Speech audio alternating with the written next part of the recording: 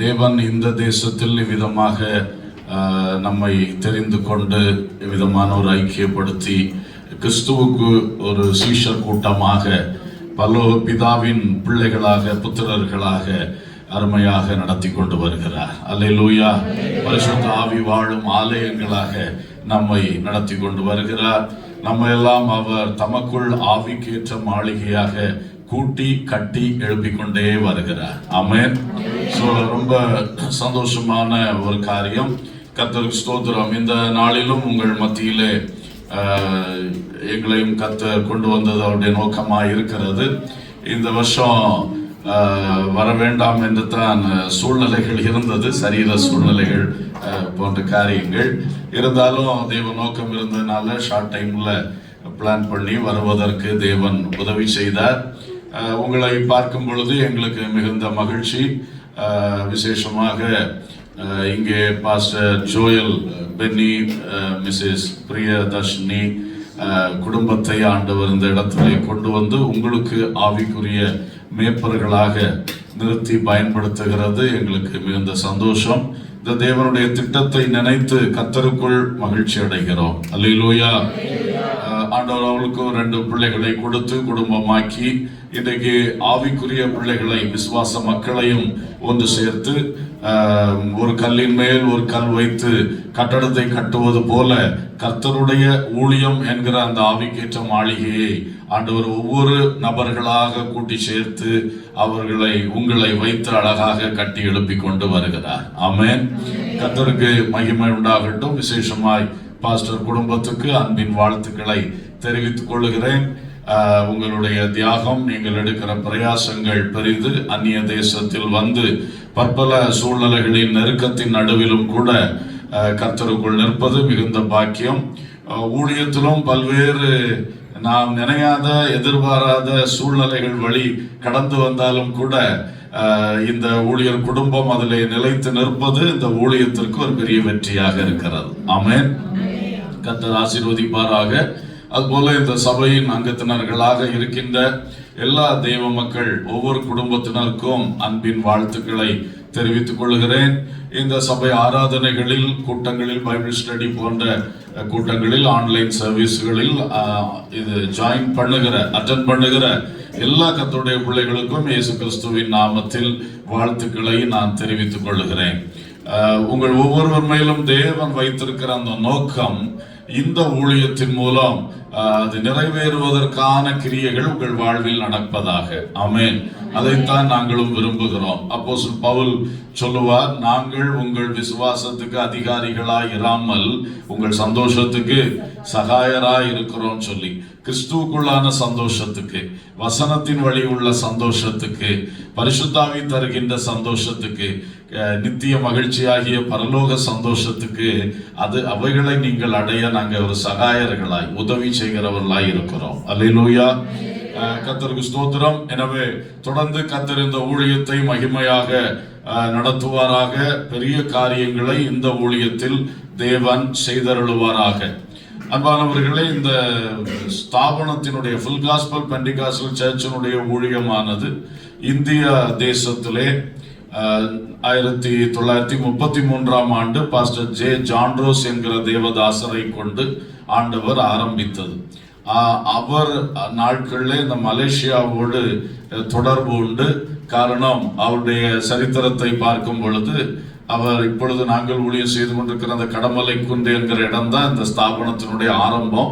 அங்கதான் pastor John Rose 1933 ministry ஆரம்பித்தார். அவருடைய சொந்த ஊர் அதுக்கு பக்கத்தில் இருக்கிறது, ஈத்தவிளை என்று சொல்லுகிற ஊர்.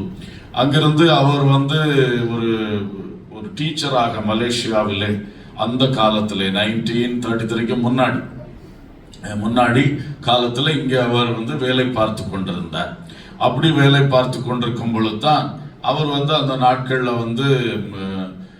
அங்குள்ள church of south India protestant சர்ச்சை சேர்ந்தவர். அவருக்கு பரிசுத்த ஆவியின் அந்த நிறைவு, இந்த மாதிரி ஆவிக்குரிய சத்தியங்கள், அந்த அனுபவங்கள் அவருக்கு இல்லை. ஆனால் இங்கே வந்த பிறகு ஒரு ஆவிக்குரிய கூட்டாண்மையிலே அவர் சென்று அந்த அனுபவங்களை பெற்று பரிசுத்த ஆவியினால் நிரப்பப்பட்டு இங்கேதான் அந்த பெந்தகோஸ்தே அனுபவத்தை அவர் பெற்றுக்கொண்டிருக்கிறார். அதுக்கு பிறகு தேவன் அவரை ஊழியத்துக்கு அழைத்தபடியினால் அவர் வேலையை ரிசைன் பண்ணிவிட்டு இந்தியா தேசத்துக்கு திரும்பி சென்றிருக்கிறார். அங்கே ஆண்டவருடைய திட்டமான வழி நடத்துதல் படி அந்த கடமலை குன்று என்கிற கிராமத்தில், இந்தியாவிலே தமிழ்நாடு ஸ்டேட்ல கன்னியாகுமரி டிஸ்ட்ரிக்ட், அந்த இந்தியாவுடைய சதர்ன் டிப் அங்கே இருக்கிறது. அந்த டிஸ்ட்ரிக்டுடைய ஒரு மைய பகுதியில் கடமலை குன்று கிராமம் இருக்கிறது. ஸோ அங்கே அவர் அந்த ஊழியத்தை ஆரம்பித்தார். ரொம்ப எளிய நிலையில் ஆரம்பிக்கப்பட்ட ஊழியம். ரொம்ப எதிர்ப்புகள், போராட்டங்களை அந்த காலத்திலே சந்தித்திருக்கிறார்கள். ஆனால் அவர்கள் விசுவாசத்துக்காக, பரிசுத்தத்துக்காக, இந்த வேத வசன சத்தியத்துக்காக, ஆவியானவருடைய கிரியைகளுக்காக, அவர்கள் நித்தியத்தினுடைய அந்த சத்தியங்களுக்காக ரொம்ப ஸ்ட்ராங்கா நின்றிருக்கிறார்கள். அந்த அனுபவத்தை போதித்து அதிலே மக்களை உருவாக்கி நடத்தி கொண்டு வந்திருக்கிறார்கள். ஸோ அங்கிருந்து வளர்ந்து வந்தது தான் இந்த ஊழியங்கள். இன்றைக்கு இந்தியா தேசத்திற்குள்ளே, இந்தியாவில் இருக்கக்கூடிய ஸ்டேட்ஸ், அந்த எல்லா ஸ்டேட்ஸ்லையும், ஒரு 2 ஸ்டேட் தவிர மற்ற எல்லா ஸ்டேட்ஸ்லையும் அந்த ஊழியங்கள் பரவுவதற்கு ஆண்டவர் கிருபை செய்திருக்கிறார். அல்லேலூயா. குறிப்பாக நார்த் இந்தியா அன்ரீச்டு பகுதி, அதிகமாக சுவிசேஷம் அறிவிக்கப்படாத சபைகள் இல்லாத பகுதி. அங்கேயும் இந்த ஸ்தாபனத்தின் சார்பிலே 1990 மிஷனரிஸை அனுப்பி கொண்டிருக்கிறோம்.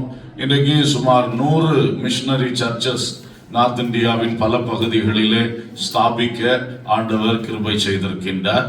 அங்கே இப்போ கொஞ்சம் உபத்திரவங்கள் ஜாஸ்தியாக இருக்கிறது, நீங்களும் அறிந்திருப்பீர்கள். குறிப்பாக உத்தரப்பிரதேஷ் என்கிற ஒரு குறிப்பிட்ட ஸ்டேட்ல ரொம்ப அதிகமான பெர்சிக்யூஷன் இருக்கிறது. மற்றபடியும் ஓவரால் கிறிஸ்தவர்களுக்கு எதிரான காரியங்கள் அதிகமாய் பெருகி கொண்டு இருக்கின்றது. ஆகவே தேவ மக்கள் உங்கள் நினைவில் வைத்து நீங்கள் ஜெபித்துக் கொள்ளவும் அன்போடு கேட்டுக்கொள்கிறேன். அதோடு கூட சவுத் இந்தியாவிலும் அந்த மினிஸ்ட்ரிஸ் நன்றாக வளருகின்றது. அங்கே அதிகமாக கூடுகைகள் எல்லாம் நாங்கள் நடத்தி கொண்டே இருப்போம். அநேக சகோதரர்கள் வருவார்கள். அந்த ஐக்கியப்பட்டு ஆராதிப்பது, ஐக்கியப்பட்டு பல ஊழியங்கள் செய்வது என்று சொல்லி நிறைய காரியங்கள் நடைபெறுகிறது. மிஷனரி மினிஸ்ட்ரிஸ், சேரிட்டபிள் மினிஸ்ட்ரிஸ், நம்ம ஒரு 3 ஹோம்ஸ் நடத்துகிறோம், ஒரு ஸ்கூல் நடத்துகிறோம், எஜுகேஷன் மினிஸ்ட்ரிஸ், இப்படி பல நிலைகளில் செய்கிறோம். சில்ட்ரனுக்காக, யூத்துக்காக, ஃபேமிலிஸ்க்காக என்று சொல்லுகிற ஊழியங்கள் அநேகம் முன்னெடுத்து செய்து கொண்டிருக்கிறோம். இவாஞ்சலைசேஷன் நன்றாக நடைபெற்று கொண்டிருக்கிறது. இப்படி பல்வேறு ஊழியங்கள் தென்னிந்தியாவிலும் வட இந்தியாவிலும் செய்து கொண்டிருக்கிறோம். பாஸ்டர் ஜான்ரோஸோடைய காலத்திலேயே இந்த மலேசியா ஊழியமும் ஆரம்பிக்கப்பட்டு நடைபெற்று வந்தது. முன் சரித்திரம் நீங்கள் பலர் அறிந்திருக்கிறீர்கள். அவர் மரித்த பிறகு 1977 பாஸ்டர் என் தாமஸ் அவர்கள் இந்த ஊழியத்தின் தலைவராக இருந்து செயல்படுத்தினார்கள். அவர்களுடைய பீரியட்ல இந்த நார்த் இந்தியா மிஷன், சவுத் இந்தியாவில் எக்ஸ்பான்ஷன்லாம் நிறைய பண்ணார்கள். குறிப்பாக நேபாள் என்கிற ஒரு அப்ராட் கண்ட்ரிலையும், நெய்பரிங் கண்ட்ரி, அதிலையும் கூட ஊழியம் ஆரம்பித்தார்கள். இவ்விதமா இருந்த பொழுது இப்பொழுது ஆண்டவர் கிருபையினாலே நமக்கு 10 நேஷன்ஸ்ல நம்முடைய இந்த ஊழியங்களை ஆண்டவர் தந்திருக்கிறார். அல்லேலூயா. அந்த அப்ராட் மினிஸ்ட்ரிஸ்ல இந்த மலேசியா மினிஸ்ட்ரியும் முக்கியமான ஒன்றாக இருக்கிறது. அதுல ஒரு சில இடங்கள்ல தான் இந்த சர்ச் என்கிற நிலையில் ஸ்தாபிக்கப்பட்ட ஊழியங்கள் இருக்கிறது.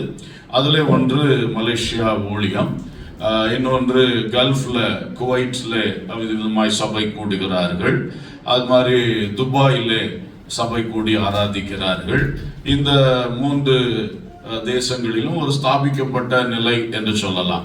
அதோடு கூட அமெரிக்க ஐக்கிய நாடுகளிலே, ஆப்பிரிக்காவிலே உகாண்டா என்கிற தேசத்திலே, இந்த 2 இடங்களிலும் இந்த ஊழியத்தை நாம் பதிவு செய்து நடத்தி கொண்டிருக்கிறோம். அரசு பதிவு பெற்று நடத்தி கொண்டிருக்கிறோம். இன்னும் பெரிய அளவில் வளரல, ஒரு சின்ன ஃபெல்லோஷிப் மாதிரி அங்கே நடைபெற்று கொண்டிருக்கிறது. அதே போல ஸ்ரீலங்கா, சிங்கப்பூர், ஆஸ்திரேலியா, இந்த தேசங்களிலும் கூட இந்த ஊழியங்கள் நடைபெற்று வருகின்றது. ஸ்ரீலங்காவும் ஓரளவுக்கு ஒரு எஸ்டாப்ளிஷ்மெண்ட்டுக்கு நேராக வந்து கொண்டிருக்கிறது. ஸோ இந்த அப்ராட் மினிஸ்ட்ரிஸும் தேவனுடைய ஆலோசனைப்படி தொடர்ந்து வளருவதற்கு தேவ மக்கள் உங்கள் ஜபங்களில் நீங்கள் நினைத்துக் கொள்ள வேண்டும் என்று மிக அன்போடு கேட்டுக்கொள்ளுகின்றேன். கர்த்தருக்கு மகிமை உண்டாவதாக. விசேஷமாக என்னுடைய துணைவியார் உங்களை அழைத்தார்கள். நானும் ஒரு வார்த்தை அழைக்க விரும்புகிறேன். எப்பொழுதும் மே மாதம் ஒரு 5 days ஜெனரல் கன்வென்ஷன், இந்த ஸ்தாபனம் முழுவதற்குமான ஒரு கன்வென்ஷன் மீட்டிங் இந்த ஊழியம் ஆரம்பித்த அந்த கடமலை குன்று என்ற இடத்திலே நடத்தி வருகிறோம். இந்த வருடம் கர்த்தர் சித்தமானால் மே மாதம் 7ஆம் தேதி தொடங்கி 13ஆம் தேதி மட்டும் 11 7 to 11 அந்த மீட்டிங்ஸ் நடைபெற உள்ளது. நீங்கள் ஒரு முறையாவது அங்கே வந்து அந்த ஐக்கியத்தில் அந்த கூட்டத்தில் பங்கு பெற உங்களை அன்போடு அழைக்கிறோம். இப்போ கேஎல்ல இருந்து ட்ரிவாண்ட்ரத்துக்கு டைரக்ட் ஃபிளைட் விட்டிருக்கிறார்கள். மலேசியன் ஏர்லைன்ஸ் வீக்லி 2 ஃபிளைட்ஸ் இப்போ இருக்கிறது. அது ஆச்சரியமானது. இல்லைன்னா சிங்கப்பூர் வந்து தான் வரணும். இப்போ வந்து வீக்லி 2 விட்டிருக்கிறாங்க. உங்களுக்கு வர்றதுக்கு ரொம்ப வசதியாக இருக்கிறது. ட்ரிவாண்ட்ரம் ஏர்போர்ட்ல இருந்து ஒரு 40 கிலோமீட்டர்ஸ் தான் நாங்கள் இருக்கிற அந்த கடமலை குன்று என்று சொல்லுவது. ஆகவே இங்கிருந்து Sarah sister, Kamala sister, Rajeswari sister இவங்க எல்லாம் வந்திருக்காங்க ஏற்கனவே. அவங்க பிரதர் ஃப்ரெட்ரிக் சேகரன் அவர்கள் வந்திருக்கிறார்கள். அவங்க குடும்பம், அவங்க பிள்ளைகள் வந்திருக்கிறார்கள். இப்படி பலர் அவ்வப்போது வந்ததை நான் நினைவு கூறுகிறேன். உங்களையும் அன்போடு அழைக்கிறேன். நாங்கள் வருஷந்தோறும் வர மாதிரி இங்க வர்றோம். நீங்க ஒரு காலாவது என்ன பண்ணுங்க, வாங்க. கர்த்தருக்கு ஸ்தோத்திரம். கர்த்தர் உங்களை ஆசீர்வதிப்பார். இந்த மலேசியா தேசத்திலே ஆண்டவர் இந்த ஊழியங்களை ஜான்ரோஸோடைய காலத்திலே ஆரம்பிக்கப்பட்டிருந்தாலும் பிறகு ஒரு about 25 years அது ஊழியம் இல்லாமல் இருந்தது. அதுக்கு பிறகு மறுபடியும் இந்த ஃபுல் காஸ்பல்ல இருந்து மிஷனரிஸை அனுப்பி நாம் இந்த ஊழியத்தை தொடங்க வேண்டும் என்று பிளான் பண்ணி, இப்பொழுது உங்களுக்கு இருக்கிற போதகர் பாஸ்டர் ஜோயல் பென்னியுடைய சகோதரன், மூத்த சகோதரர் பாஸ்டர் ஜான் பென்னி, அவர் முதலாவது இங்கே வந்து இந்த ஊழியங்களை செய்ய ஆரம்பித்தார். கர்த்தருக்கு ஸ்தோத்திரம். அவர் இந்த ஊழியங்களை செய்த பொழுது ஹங்துவால தங்கியிருந்து அங்கே கூட்டங்களை நடத்தி அந்த ஊழியம் அப்படி ஆரம்பிக்கப்பட்டது. அன்றைக்கு ஹங்துவால இருந்து ஆண்டவர் சகோதரிகளை எழுப்பினார். இன்றைக்கு வரைக்கும் அவர்கள் இந்த சபையில் உறுதியாய் நிற்பது மிகுந்த சந்தோஷம். அல்லேலூயா. அதன் பின்பு இந்த ஊழியம் கம்பம் பண்டானிலே நடந்து வந்தது. ஆண்டவர் தொடர்ந்து ஊழியத்தை வளர்த்தி கொண்டே வருகிறார். இப்பொழுது 2 ஆண்டுகளாக சில சிச்சுவேஷன்ஸ்னால நம்ம வந்து மலூரியிலே இந்த இடத்தில் வந்து இந்த ஊழியத்தை செய்து கொண்டிருக்கிறோம். ஸோ ஆண்டவர் பாஸ்டர் ஜான் பென்னி ஆரம்பத்திலே செய்தார்கள். பிறகு நீண்ட காலமாக பாஸ்டர் ஜோயல் பென்னி குடும்பமாக இந்த ஊழியத்தை செய்து வருகிறார்கள். கர்த்தர் தொடர்ந்து இந்த ஊழியத்தை வளர்த்தி நாம் நினைக்கிறத பார்க்கிலும் மேன்மையாக நடத்துவாராக என்று வாழ்த்துகிறேன். கர்த்தருக்கு ஸ்தோத்திரம். இந்த ஊழியத்தில் அதிகமாக பிரயாசப்பட்ட பிரதர் ஃப்ரெட்ரிக் சேகரன் அவர்களை நான் எப்பொழுதும் நினைவு கூறுவது உண்டு. அவர்கள் இந்த ஊழியத்திலே ரொம்ப பொறுப்பாக, இடைக்காலத்தில் பாஸ்டர்ஸ் அங்கிருந்து அனுப்ப முடியாமல் இருந்த சூழ்நிலையில் அவரே ஊழியத்தை நடத்தி அப்படிலாம் செய்தார்கள். அவர்கள் கர்த்தருக்குள் நித்திரையடைந்திருக்கின்றார்கள். கர்த்தருக்கு ஸ்தோத்திரம். அதுபோல ஜேக்கப் அவர்களை நினைவு கூறுகின்றேன். சமீபத்தில் அவர்கள் தன்னுடைய வாழ்க்கை ஓட்டத்தை முடித்து கர்த்தருக்குள் நித்திரை அடைந்திருக்கின்றார்கள். கர்த்தருக்கு ஸ்தோத்திரம். அந்த சகோதரனும் இந்த ஊழியத்தில் மிகவும் ஊழியத்தை நேசித்து ஈடுபட்டு செயல்பட்டு வந்த ஒரு அருமையான தேவ பிள்ளை. அவருடைய துணைவியார் அவர்களுக்கும் அவருடைய பிள்ளைக்கும் மகளுக்கும் ஆண்டவர் நல்ல ஆறுதல் தேறுதல் தந்து அவர்களை திடப்படுத்தி கிறிஸ்துவுக்குள் நிலைநிறுத்தி ஆசீர்வதிப்பாராக என்று வார்த்தைகளை ஆறுதலாக அவர்களுக்கு கூறிக்கொள்கிறோம். அவர்கள குடும்பத்திற்காக ஜெபம் பண்ணுகிறோம்.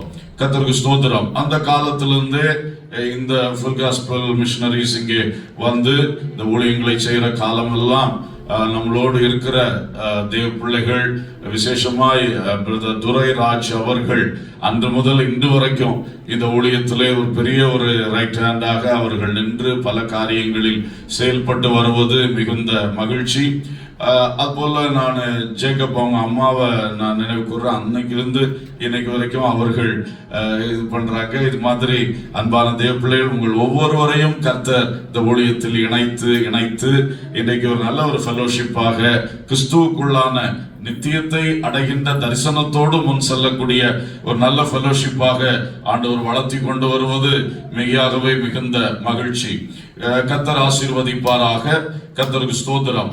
அன்பானவர்களே, இந்த தேவ ஊழியத்தில் தொடர்ந்து ஆண்டவர் எப்படி இதை வளர்த்த விரும்புகிறார் என்று அவருடைய உள்ளத்தில் திட்டம் வைத்திருக்கிறார்.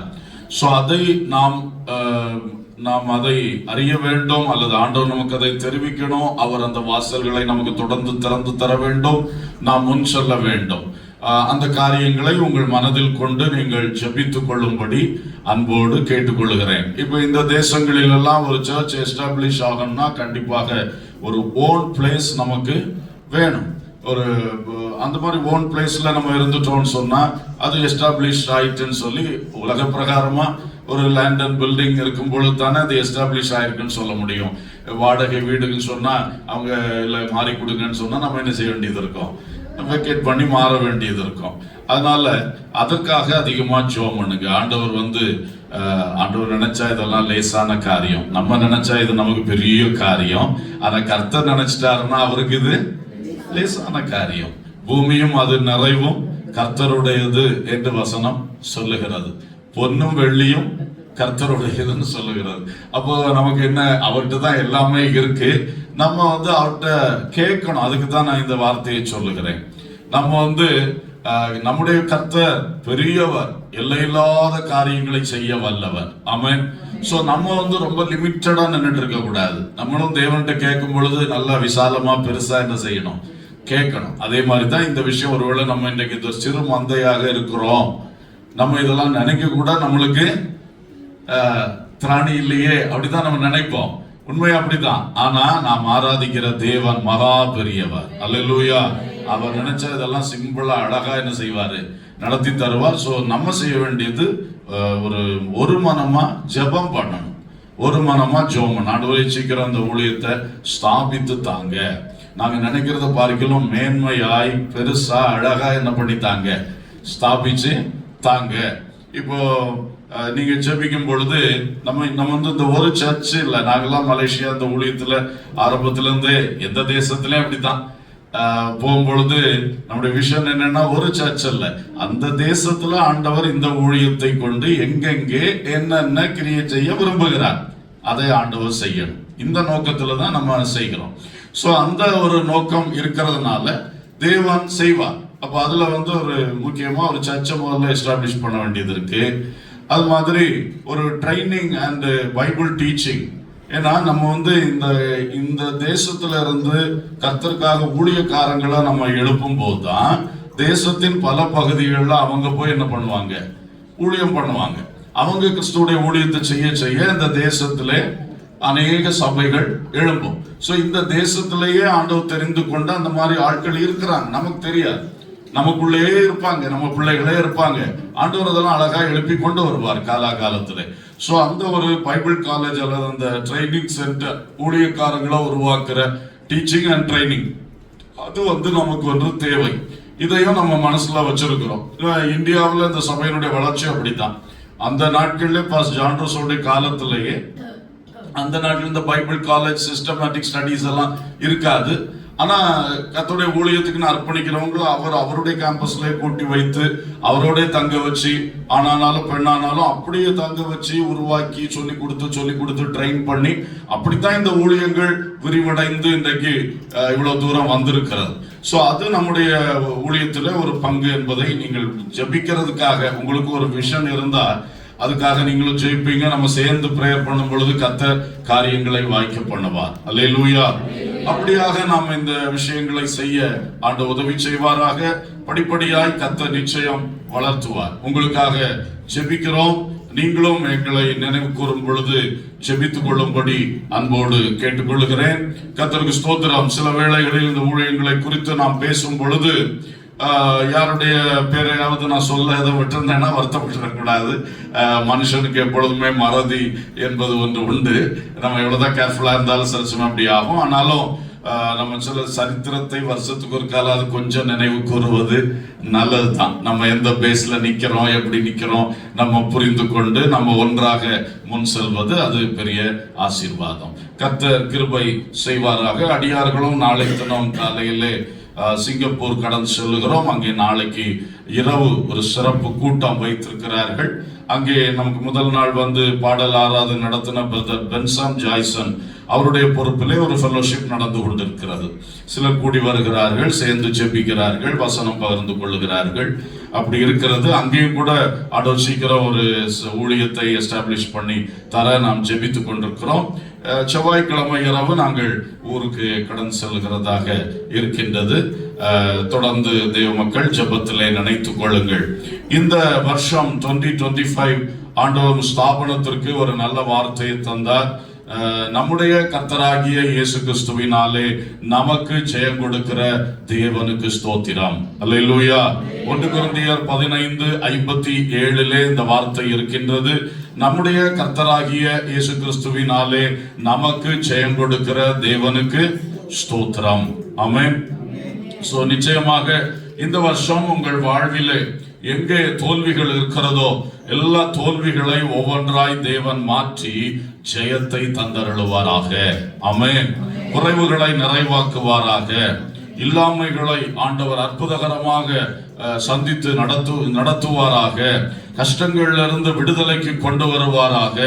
கண்ணீரை ஆனந்த கண்ணீராக தேவன் மாற்றி விடுவாராக. அல்லேலூயா.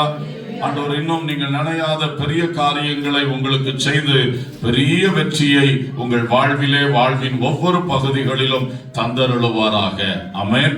கர்த்தர் உங்களை ஆசீர்வதிப்பார். இப்பொழுது நாம் தேவனுடைய வார்த்தையை கவனிக்க போகிறோம். இந்த கன்வென்ஷன் 3 நாள் கூட்டங்களிலும் நாம் கண்ணாடி என்கிற ஒரு தலைப்பை வைத்து தியானித்து வருகிறோம். மிரர் கண்ணாடி என்கிற ஒரு தலைப்பு.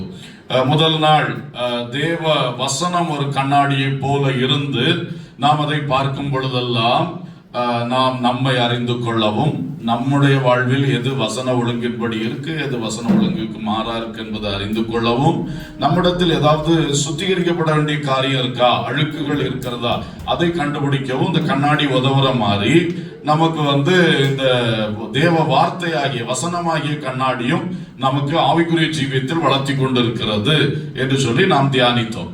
நேற்றைய தினத்திலே நாம் கண்ணாடியில் பார்க்கிறது போல தேவனுடைய மகிமையின் சாயலை நாம் பார்த்து அந்த சாயலாக நாம் மாறும்படி மறுரூபம் ஆகிக் கொண்டே வருகிறோம் என்பதை குறித்து நாம் நேற்றைக்கு தியானித்தோம்.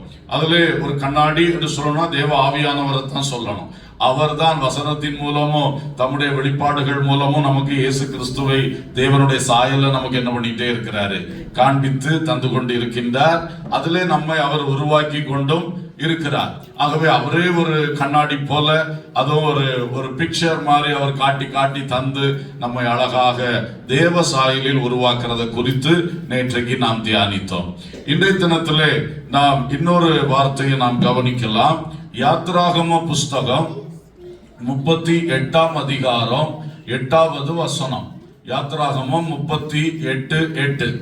ஆசரிப்பு கூடாரத்தின் வாசலில் கூட்டம் கூட்டமாய் கூடின ஸ்திரீகளின் தர்ப்பணங்களாலே வெண்கல தொட்டியையும் அதன் வெண்கல பாதத்தையும் உண்டாக்கினான். அல்லேலூயா. He made the laver of bronze and its base of bronze from the bronze mirrors of the serving women who assembled at the door of the tabernacle of meeting. Hallelujah. அங்கே பணிவிடை செய்யும்படி வந்த ஸ்திரீகள், ஆசரிப்பு கூடாரத்தில் பற்பல பணிவிடைகள் நடந்தது. உங்களுக்கு தெரியும் நினைக்கிறேன். ஆசரிப்பு கூடாரம் சொன்னா மோசே இஸ்ரவேல் ஜனங்களை எகிப்திலிருந்து விடுதலையாக்கி வெளியே கொண்டு வந்து வனாந்திர வழியாய் பயணம் செய்ய வைத்து கானான் தேசம் என்கிற அவருடைய முற்பிதாவாகிய ஆபிரகாமுக்கு தேவன் வாக்கு கொடுத்த தேசத்தை சுதந்திரித்து குடியிருப்பதற்காக வழி நடத்தி கொண்டு வந்தார். அந்த வழியிலே தேவன் மோசேயை சீனாய் மலைக்கு மேலே அழைத்து 40 நாட்கள் அவர் சமூகத்தில் உட்கார வைத்து நிறைய காரியங்கள் கற்றுக் கொடுத்தார், எப்படி இந்த ஜனத்தை நடத்த வேண்டும் என்று சொல்லி. அதிலே ஒன்றுதான் எப்படி இவர்கள் ஆராதனை செய்ய வேண்டும். அதற்கு நீ ஒரு ஆசரிப்பு கூடாரம், ஒரு ஆராதனை கூடாரத்தை அமைக்க வேண்டும். அதுக்குள்ள என்னென்னது இருக்கணும், இப்படிப்பட்ட பலிமுறைமைகள் நடக்கணும், தூபம் போடுறது நடக்கணும், இப்படி நிறைய விஷயத்தை அவர் சொல்லி கொடுத்தார். சோ அதை அவர் வனாந்தரத்திலே அதை எரெக்ட் பண்ண ஆரம்பிச்சாங்க. அந்த ஆசரிப்பு கூடாரத்தை எடுப்பித்து அவர்கள் கட்ட ஆரம்பித்தார்கள். அதிலே பலர் சேர்ந்து பணி செய்தாங்க, நிறைய பணிகள், பொன் வேலை, வெள்ளி வேலை, வெண்கல வேலை, நிறைய வேலைகள், மர வேலைகள், துணி வேலைகள் என்று ஏராளம் வேலைகள் செய்தார்கள். அப்ப இந்த சகோதரிகளும் பலர் அதுல வேலை செய்வாங்க.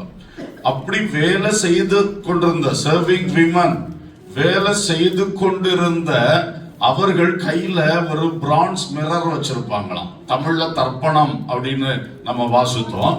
அது என்னன்னா, அந்த காலத்துல இந்த முகம் பார்க்கிற கண்ணாடி சின்னதா வச்சிருப்பாங்க. அது பிரான்ஸ்ல, வெண்கலத்துல செய்திருக்கக்கூடியது.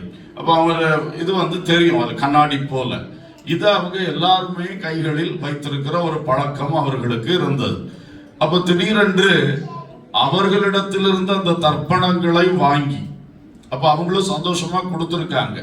இந்த எங்களுடைய முகம் பார்க்கிற, அழகு பார்க்கிற இந்த கண்ணாடியை நாங்க எதுக்கு தர்றோம்? ஆசரிப்பு கூடாரத்தில் ஒரு பொருளுக்கு பேரு வெண்கல தொட்டி.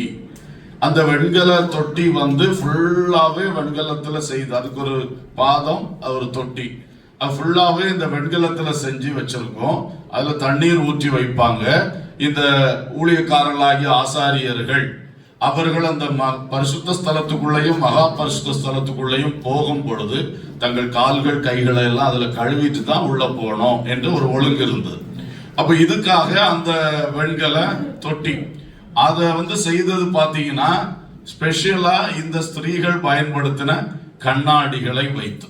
சோ இந்த கண்ணாடியை நம்ம பார்க்கும் பொழுது ஒன்று தியாகம் அங்கே வெளிப்படுத்தப்படுகிறது. அந்த ஸ்திரீகள் தங்கள் பயன்பாட்டுக்காக, தங்களுடைய யூஸுக்காக வச்சிருந்த அந்த தர்ப்பணங்கள் அல்லது பிரான்ஸ் மிரர்ஸ், அதை சந்தோஷமாய் கர்த்தருடைய ஆலயத்துக்காக, கர்த்தருடைய பணிக்காக அவன் என்ன செய்திருக்காங்க? கொடுத்திருக்காங்க. அது ஒரு தியாகம். ஏன்னா அவங்களுக்கு அதுல சில பாதிப்பு இருக்கு. இது கொடுத்ததுனால திடீர்னு முகம் பார்க்க முடியாது. ஆனா அந்த தியாகத்தோடு அவங்க அதை என்ன பண்ணியிருக்காங்க? கொடுத்திருக்கிறாங்க. அது ஒன்று. ரெண்டாவது விஷயம் என்னன்னா, அவங்க அதை கர்த்தருக்கு கொடுத்தாங்க. ஏதோ ஒரு மனுஷனுக்கு கொடுக்கல, ஃப்ரெண்ட்ஸுக்கு கொடுக்கல, உறவினர்களுக்குன்னு சொல்லி அந்த தியாகத்தை பண்ணல. யாருக்குன்னு அந்த தியாகத்தை பண்ணாங்க? கர்த்தருக்கு, தேவனுக்கு. தேவனை மக்கள் ஆராதிக்கிற அந்த ஆராதனை, அதாவது சபை. இன்றைக்கு சபை, புதிய ஏற்பாட்டுல சபை, அன்றைக்கு ஆசரிப்பு கூடாரம். அப்போ அந்த கர்த்தருக்கு காணிக்கை, கர்த்தர் காணிக்கை கொடுத்திருக்கிறாரு. தியாகம் என்பதை இந்த கண்ணாடி காட்டுகிறது. இரண்டாவது காணிக்கை என்பதை இந்த கண்ணாடி காட்டுகிறது. மூன்றாவது இன்னொன்னு கூட நான் சொல்வேன்னு சொன்னா, அவங்க அதை அழகு பார்க்க வச்சிருந்த பொருளாக்கும். அவங்கள நல்லா அழகுபடுத்திக் கொள்ள, நல்லா அழகா இருக்குமான்னு எல்லாம் எப்பொழுதும் அடிக்கடி பார்த்து கொள்ள வச்சிருந்தது. ஆனா பாருங்க, அதுல அவங்க என்ன செய்யறாங்க? ஒரு சுய வெறுப்போடு கூட அவங்க அதை ஆண்டவருக்குன்னு அர்ப்பணிச்சாங்க, கொடுத்தாங்க.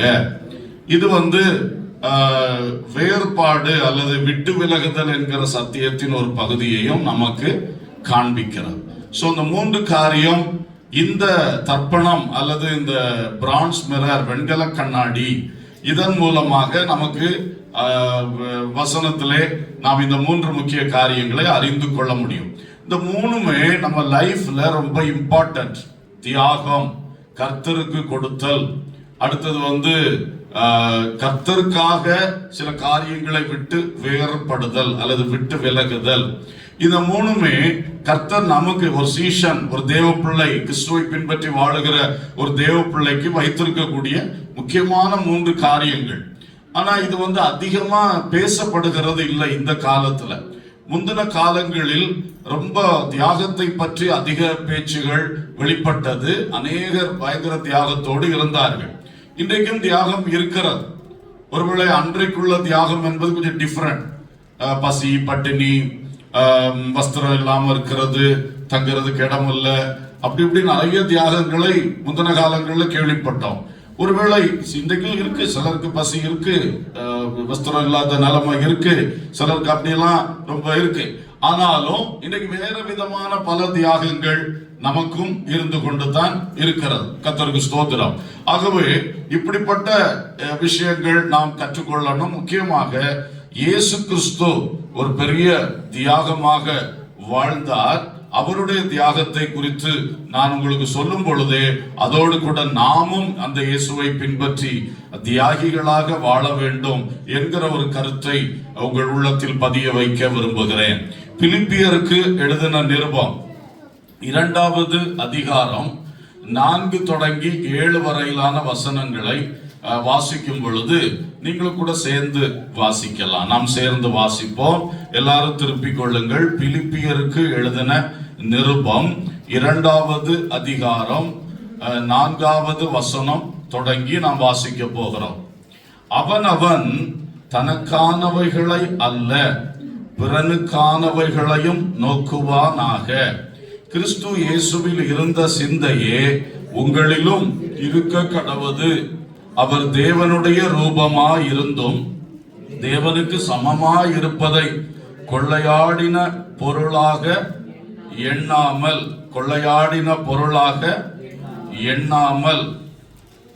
கர்த்தருக்கு ஸ்தோத்திரம். கொள்ளையாடின பொருளாக எண்ணாமல்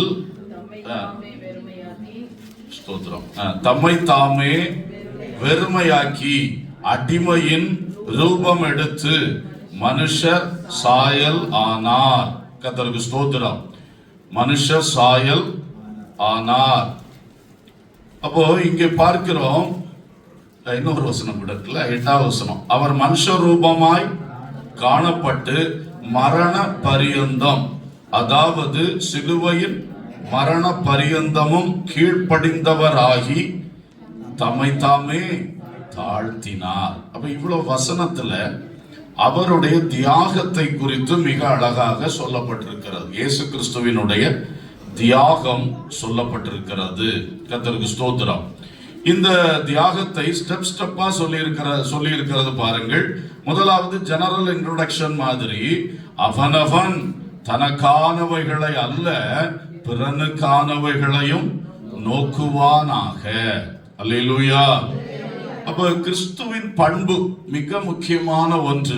நாம் நமக்காக மட்டும் வாழக்கூடாது, பிறரையும் நேசித்து அவர்களுடைய காரியங்களையும் கவனித்து நாம் வாழ வேண்டும். அல்லேலூயா. அதை சொல்லிட்டு உடனே சொல்லியிருக்கு, கிறிஸ்து இயேசுவில் இருந்த சிந்தையே உங்களிலும் இருக்க கூடாது. ஏன்னா கிறிஸ்துவுக்குள் இருந்த தாட், அவருடைய மைண்டே அதுதான். அவர் தமக்காக வாழும்படி இந்த உலகத்துக்கு வரல. அவர் தமக்கு ஏதோ ஒன்று செய்யும்படி ஆசைப்பட்டு இந்த உலகத்தில் வரல. நான் உண்டாக்கின மனிதர்கள் பிசாசின் தந்திரத்தினால் பாவத்துக்குள் அகப்பட்டு இவ்வளவு கெட்டு போயிட்டாங்களே, ரொம்ப மோசமான நிலையில ஆயிட்டாங்களே, அவர்களை அந்த பாவத்திலிருந்தும் பிசாசின் பிடியிலிருந்தும் அதனால் உண்டான இந்த கஷ்டமான நிலைகள் அத்தனையிலிருந்து தூக்கி எடுக்கணும் என்று நம்மை நேசித்து பிறனுக்கானவைகளை நோக்கி நம்மை கருதி நம்ம கேர் பண்ணி நம்மளுக்கு நல்லது செய்யணும்னு இயேசு விரும்பிதான் தம்மை முழுவதும் வெறுமையாக்கி இந்த உலகத்துக்கு என்ன செய்திருக்கிறார், வந்திருக்கிறார். அவர் தனக்கானவைகளை அல்ல பிறருக்கானவைகளை நோக்கி வந்தார். அதுதான் அவருடைய உள்ளத்தில் நிறைந்திருக்கிற அந்த சிந்தை. அல்லேலூயா. அப்போ இயேசு கிறிஸ்துவிடத்தில் நாம் முதலாவது பார்க்கும் பொழுது அவர் தனக்கானவைகளை அல்ல பிறனுக்கானவைகளை நோக்கினார் என்பது, அது நமக்கு மிகுந்த முக்கியமான ஒரு விஷயம். கர்த்தருக்கு ஸ்தோத்திரம். பாருங்கள், இன்றைக்கு நம்முடைய வாழ்க்கையில் புதிய ஏற்பாட்டிலே ஆண்டவர் நமக்கு சொல்லும் பொழுது இன்னொரு வசனத்தை நான் உங்களுக்கு நினைப்பூட்டும்படியாக விரும்புகின்றேன். கர்த்தருக்கு ஸ்தோத்திரம். ஆண்டவர் நமக்கு ஒரு அழகான வார்த்தையை சொல்லி இருக்கிறார். மத்தேயு சுவிசேஷம் 22ஆம் அதிகாரம் 37 இருந்து கவனிங்க. 22:37. இயேசு அவனை நோக்கி, உன் தேவனாகிய கர்த்தரிடத்தில் உன் முழு இருதயத்தோடும் உன் முழு ஆத்துமாவோடும் உன் முழு மனதோடும் அன்பு கூறுவாயாக. இது முதலாம் பிரதான கற்பனை. இதற்கு ஒப்பாய் இருக்கிற இரண்டாம் கற்பனை என்னவென்றால், உன்னிடத்தில் நீ அன்பு கூறுவது போல பிறனிடத்திலும் அன்பு கூறுவாயாக என்பதே. இவ்விரண்டு கற்பனைகளிலும் நியாயப்பிரமாணம் முழுமையும் தீர்க்க தரிசனங்களும் அடங்கி இருக்கிறது என்றார். அல்லேலூயா. ரொம்ப அழகான ஒரு வார்த்தை இங்கே இருக்கிறதை நாம் பார்க்கின்றோம். ஆண்டவர் இயேசு முழு நியாயப்பிரமாணத்தையும் முழு தீர்க்க தரிசனங்களையும் ரெண்டே வார்த்தையில் நிறுத்தி இருக்கிறார். நியாயப்பிரமாணம்னா என்ன? முக்கியமா இந்த பைபிள்ல இருக்கிற முதல் 5 ஆகமங்கள், ஆதியாகமம், யாத்திராகமம், லேவியராகமம், எண்ணாகமம், உபாகமம், 5 ஆகமங்கள். ஸோ இந்த 5 ஆகமங்கள்ல தான் நியாயப்பிரமாணம் எழுதப்பட்டிருக்கிறது. அதுக்கு பிறகு யோசுவா புத்தகம் தொடங்கி வெளிப்படுத்தின விசேஷம் வரைக்கும் நீங்க பார்த்தீங்கன்னா சரித்திரங்கள் இருக்கிறது, தீர்க்க தரிசனங்கள் இருக்கிறது, சங்கீதங்கள் இருக்கிறது, உபதேச போதனைகள் இருக்கிறது. அப்ப இதெல்லாம் சேர்த்து ஒரே வார்த்தையில அன்றைக்கு சொல்லும் பொழுது தீர்க்க தரிசனங்கள். ஏன்னா எல்லாம் தேவன் வெளிப்படுத்தினது தான் பைபிள்ல எழுத ஆண்டவர் வச்சிருக்கிறார். சோ தீர்க்க தரிசனங்கள். அப்போ நியாயப்பிரமாணமும் தீர்க்க தரிசனங்கள் சொன்னா ஒட்டுமொத்தம் பழைய ஏற்பாடு, ஒட்டுமொத்த பழைய ஏற்பாடு. அப்போ இவைகள் அனைத்துமே அது என்ன ஒரு தேவ நோக்கத்தோடு அவைகள் எல்லாம் வடிவமைக்கப்பட்டிருக்கிறது என்றால், ஒரு மனிதன் தன் முழு இருதயத்தோடும் முழு ஆத்மாவோடும் தன்னை சிருஷ்டித்த தேவனிடத்தில் அன்பு கூற வேண்டும். அந்த மனிதன் தேவனிடத்தில் அன்பு கூறுகிறது போல, தன்னிடத்தில் அன்பு கூறுகிறது போல பிற மனிதர்களிடத்திலும் என்ன பண்ண வேண்டும்? அன்பு கூறணும். இப்படி ஒரு சமுதாயத்தை படைக்கிறது தான் தேவனுடைய பெரிய நோக்கம். அல்லேலூயா. அப்ப ஆண்டவர் தான் உண்டாக்கின மனிதனிடத்தில் எதிர்பார்க்கிறதே, இந்த மனுஷனுடைய உள்ளம் எப்படி இருக்கணும்?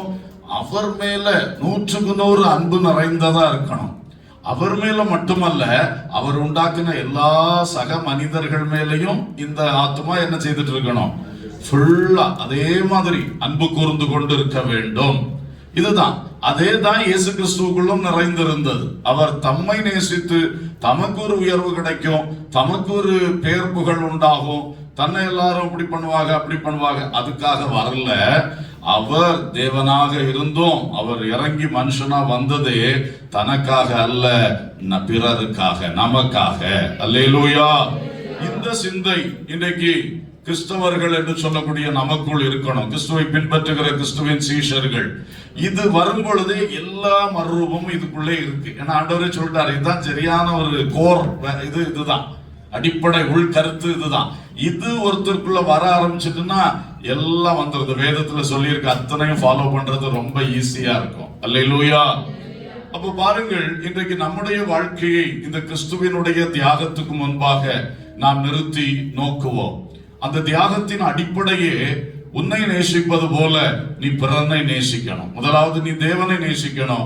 இரண்டாவது அந்த தேவனை நீ நேசிக்கிறது போல பிறனை நேசிக்கணும். உன்னை நீ நேசிக்கிறது போல பிறனை நீ நேசிக்கணும். இதுதான் முதலாம் பிரதான கற்பனை. இரண்டாம் பிரதான கற்பனை இதுல எல்லாமே அடங்கி இருக்கிறது என்று இயேசு அழகாக சொன்னார். சோ இந்த ஒரு தியாக மனப்பான்மை, அன்பு நிறைந்த ஒரு தியாக மனப்பான்மை நம் ஒவ்வொருவருக்குள் உருவாக கர்த்தருடைய ஆவியானவர் இன்று கிரியை செய்வாராக. அல்லேலூயா. கர்த்தருக்கு மகிமை உண்டாகட்டும். அன்பானவர்களே, இன்றைக்கு இந்த நிலை யோசித்து பாருங்க. சிம்பிளா இப்ப நம்ம நமக்கு ஒரு கஷ்டம் வந்தா என்ன மாதிரி ஃபீல் பண்றோம், அதை எவ்வளவு ஒரு பயங்கரமா ஒரு கேர் எடுத்துக்கிறோம். நமக்கு சரீரத்தில் ஒரு கஷ்டம் வந்துருச்சு, அல்லது நமக்கு லைஃப்ல நம்முடைய காரியங்கள்ல ஏதோ ஒரு இடைஞ்சல் வந்து விட்டதுன்னு சொன்னா அதை எவ்வளவு சிந்திக்கிறோம், எவ்வளவு அதுக்காக முயற்சி எடுக்கிறோம், எவ்வளவு அதை கரிசனையா பார்க்கிறோம். இதே மாதிரி உங்கள் குடும்பத்துக்குள்ள முதலாவது வீட்டுல இருந்து ஆரம்பிக்கட்டும் இல்லையா? முதலாவது உங்கள் கணவன், உங்கள் மனைவி, உங்கள் பெற்றோர், உங்கள் பிள்ளைகள், இவங்களை உங்களை நேசிக்கிற மாதிரி நீங்க அவங்கள நேசிக்கிறீங்களா? உங்களுக்கு ஒரு கஷ்டம் சரீரத்துல வந்தாச்சுன்னா எவ்வளவு ஃபீல் பண்றீங்க, எவ்வளவு உங்களை நீங்க ரொம்ப கவனமா பாக்குறீங்களோ, அதே மாதிரி உங்களுடைய குடும்பத்தினருக்கு யாருக்காவது ஒருத்தருக்கு ஒரு கஷ்டம் வரும் பொழுது அந்த மாதிரி நீங்க உணர்ந்து ஃபீல் பண்றீங்களா? அது குடும்பத்தோடு நிக்கிறதுக்கு ஆண்டவர் சொல்லல, பிறன் என்று சொன்னார். பிறனை நேசி, உங்கால மட்டும் நேசின்னு ஆண்டவர் சொல்லல. நான் ஸ்டார்டிங் இங்க இருந்து ஸ்டார்ட் ஆகட்டும்னு சொன்னேன். ஏன்னா குடும்பத்துக்குள்ளே இன்னைக்கு இது இருக்க மாட்டேங்குது இல்லையா? தனக்கு வந்தா அது ஒரு விதமா எடுத்துக்கொள்வார்கள், அடுத்த ஆளுக்கு வந்தா அதை இன்னொரு விதமா எடுத்துக்கொள்றது. இது மனுஷ இயற்கை. ஆனா ஆண்ட தெய்வீக ஸ்பாவத்தில் நாம் வளரும் பொழுது அதுல கூட ஒரு சுயநலம் இல்லாம ஒரு தியாக மனப்பான்மை, அல்லேலூயா, அந்த நிலையில் எல்லாரையும் நேசிக்கிற ஒரு காரியம். இனி இதை எக்ஸ்டெண்ட் பண்ணி அப்படியே கொண்டு போனோம்னா குடும்பத்திலிருந்து ஸ்டார்ட் ஆகி நம்முடைய பழகுகின்ற ஒரு வட்டம் இருக்கிறது. ஒரு நமக்கு ஒரு ஒவ்வொருத்தருக்கும் லைஃபுக்கு ஒரு எல்கை இருக்குது. நமக்கு ஃப்ரெண்ட்ஸ் இருக்கிறாங்க, ரிலேட்டிவ்ஸ் உறவினர்கள் இருக்கிறாங்க, நம்மளோட வேலை பார்க்கிற அந்த தொடர்புல இருக்கிறவங்க உண்டு, நெய்பர்ஸ் நம்மளோட சுத்தி குடியிருக்கிறவங்க உண்டு. டெய்லி ஒரு பஸ்ல அல்லது ஒரு ட்ரெயின்ல யாத்திரை பண்றோம்னா அதுல சிலரை சந்திச்சு அங்க ஒரு கான்டாக்ட் வருது. இது மாதிரி ஒரு குட்டி உலகம், இந்த உலகத்துக்குள்ளே ஒரு குட்டி உலகம் நம்ம உலகமாக இருக்கிறது. அதுல எத்தனையோ மனிதர்களோடு நாம தொடர்பு வச்சிருக்கோம். இந்த எல்லாருக்கும் இவர்களை எல்லாரையும் நாம் நேசிக்க, அவர்களுக்கும் நாம என்ன செய்யணும், நான் என்ன செய்யணும் என்கிற ஒரு எண்ணம் நமக்குள் உருவாக வேண்டியது அவசியம். அல்லேலூயா. இனி ஒரு படி கூட அந்த பக்கம் போய் சொல்லணும்னா இயேசு கிறிஸ்து சொன்னார், உங்கள் சத்துருக்களையும் சிநேகிங்கள். நம்மளோட அன்பா இருக்கிறவங்களை நம்ம சிநேகிக்கிறது கொஞ்சமாவது நமக்கு ஈஸியா இருக்கும். சரி, அவங்களுக்கு ஒரு கெட்டது நடந்துடக்கூடாது, அவங்களுக்கும் நல்லது நடக்கணும், அந்த மாதிரி நமக்கு ஒரு தாட்டு வரும். ஆனா நம்மளை எதிர்க்கிறாங்க, நம்மகிட்ட சண்டை போடுறாங்க, நம்மளுக்கு தொந்தரவு கொடுக்கறாங்க, நம்ம லைஃபுக்கு இடைஞ்சலா அவங்க சில காரியத்தை பண்ணிக்கிட்டு இருக்காங்க, அப்படி தெரிஞ்சாச்சுன்னா அப்புறம் அவங்க மேல சாதாரணமா நமக்கு அன்பு வராது. அவங்களுக்கு ஒரு கெட்டது நடந்தா அப்படி நம்ம நினைப்போம். சிலர் வாய் திறந்தே சொல்லுவார்கள், இது இவனுக்கு ஆமா இப்படித்தான் ஆகணும் இவனுக்கு அப்படின்னே சொல்லி ஓடுவார்கள். இல்ல ஆண்டவர் இவனை தண்டிச்சாருன்னே சொல்லிடுவார்கள். சரி, ஆண்டவரே தண்டிச்சாலும் நம்ம வாய் எதுக்கு அதை சொல்ல போகுது? தேவையில்லை. இல்ல, கர்த்தர் நியாயாதிபதி, அவர் பார்த்துக்கிட்டோம். ஆனா நம்ம அப்படி வாயிலையும் அப்படி பேசக்கூடாது, மனசுலையும் நினைக்காம இருக்கணும். ஏன்னா சத்துருக்களையும் சிநேகிங்கள் என்று இயேசு நமக்கு சொல்லி இருக்கிறார். அல்லேலூயா. அவங்களுக்கு ஒரு பாடு வந்தா கூட என்ன செய்யணும், நம்ம ஐயோ யாருக்கும் அப்படி வரக்கூடாது என்றுதான் நம்ம நினைக்கணும். ஒரு சகோதரி ரொம்ப கேன்சர்ல ரொம்ப கஷ்டப்பட்டார்கள்.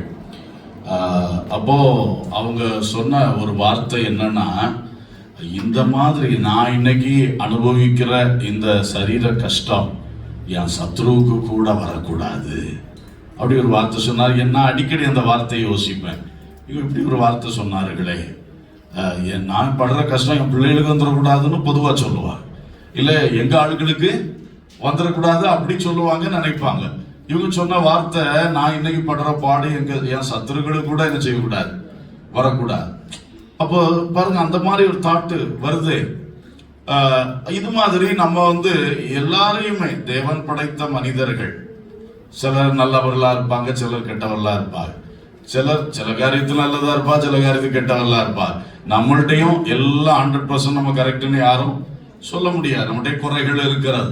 சோ இதெல்லாம் நினைச்சு நாம் பிறரை நேசிக்க கற்றுக்கொள்ளணும். அதுதான் கிறிஸ்துவின் சிந்தை. அல்லேலூயா. அதுதான் அந்த தியாகத்தினுடைய ஆரம்பம். அந்த தியாகம் என்பதை ஈஸியாக்கி தரக்கூடியது. நான் ஆண்டவரை மிகவும் நேசிக்கிறேன், அவருக்காக எதையும் தியாகம் பண்ணுவேன். அல்லேலூயா. நான் இந்த தேவன் படைத்த மனிதர்களை நேசிக்கிறேன், அவங்களுக்காகவும் நான் இவ்வளவு என்ன பண்ணுவேன், தியாகம் பண்ணுவேன். தியாகம் ஒரு குடும்பம்னா அதுல தியாகம் இருக்கு. இப்போ ஒரு கணவன் மனைவி பிள்ளைகளா வாழும்போது அந்த அப்பா பல தியாகம் பண்றாங்க, அந்த அம்மா பல தியாகம் பண்றாங்க. அப்பதான் அந்த ஃபேமிலி பில்டப் ஆகுது. அந்த பெற்றோருடைய அந்த தியாகம் எதுக்கு? அவங்க அந்த குடும்பத்தை நேசிக்கிறாங்க, பிள்ளைகளை நேசிக்கிறாங்க, நேசித்து நல்லா இருக்கணுமே. சோ அவங்களுக்காக இவர்கள் சந்தோஷமா தியாகம் பண்றாங்க. இதே மாதிரிதான் இப்போ ஒரு ஸ்கூல் நடத்துறவங்க இருப்பாங்க, கம்பெனியில வேலை செய்யறவங்களுக்கு ஒரு பொறுப்பு கொடுத்துருக்கோம், உங்களுடைய செக்ஷனை நீங்க நடத்துவீங்க, ஒரு லீடா நீங்க இருப்பீங்க அல்லது ஒரு பொறுப்பு. அப்ப நீங்க அந்த கம்பெனியை நேசிக்கிறீங்க, இவங்க எனக்கு வேலை கொடுத்தாங்க, நல்ல சம்பளம் கொடுக்குறாங்க, எனக்கு நல்லா வச்சிருக்காங்க, இவங்க கம்பெனி நல்லா நான் கட்டி எழுப்பணும், இவங்க நிறுவனத்தை நல்லா கொண்டு வரணும், அந்த வீட்டை நல்லா ஆக்கணும் அப்படி நம்ம நினைப்போம் நம்முடைய வேலை ஸ்தலத்தை குறித்து. அப்படி நினைக்கும் பொழுது நம்ம என்ன பண்ணுவோம், தியாகம் பண்ணுவோம். அப்போ நமக்கு 5 o'clock டியூட்டி டைம் முடிஞ்சு போச்சு, உடனே டக்குன்னு எல்லாம் அரைகுறையா ஃபைல் எல்லாம் மூடி வச்சுட்டு அரைகுறையா எல்லாம் போட்டுட்டு ஓடிடுவோமா? ஓட மாட்டோம். நம்ம கொஞ்சம் தியாகம் பண்ணுவோம். சரி, எல்லாம் அழகா வச்சுட்டு போவோம், அதை இனி நாளைக்குள்ளதுக்கு ரெடி பண்ணி வச்சுட்டு போவோம். இந்த கம்பெனிக்கு ஒரு குறை வந்துடக்கூடாது, ஒரு 1/2 hour கூட நான் வேலை செய்தேன்னா அந்த ப்ராடக்டை நான் கிளியரா முடிச்சுட்டு போயிடுவேனே. அப்ப அதெல்லாம் ஒரு கஷ்டமா தெரியல, ஈஸியா வரும். அது ஒரு தியாகம். எக்ஸ்ட்ரா டைம் நம்ம செய்யறோம், அதுக்கு அவங்க சில சம்பளம் கொடுப்பாங்க, சில கொடுக்க மாட்டாங்க. அதெல்லாம் எதிர்பார்க்காம ஒரு தியாகமா அதை நம்ம செய்யறோம்னா அந்த கம்பெனியை நம்ம நேசிக்கிறோம். அப்ப முதல்ல அந்த அன்பு கூறுதல் நல்லா இருக்கணும். ஆகவே இயேசுவை, தேவனை அதிகமாக நேசியுங்க. அப்ப ஆண்டவருக்காக எதையும் தியாகம் பண்ண நாம் ஆயத்தமா இருப்போம். ஆபிரகாம் தேவனை அளவில்லாமல் நேசித்தான். ஆண்டவர் ஒரு நாள் அவனுக்கு ஒரு பெரிய பரீட்சை வச்சுட்டாரு.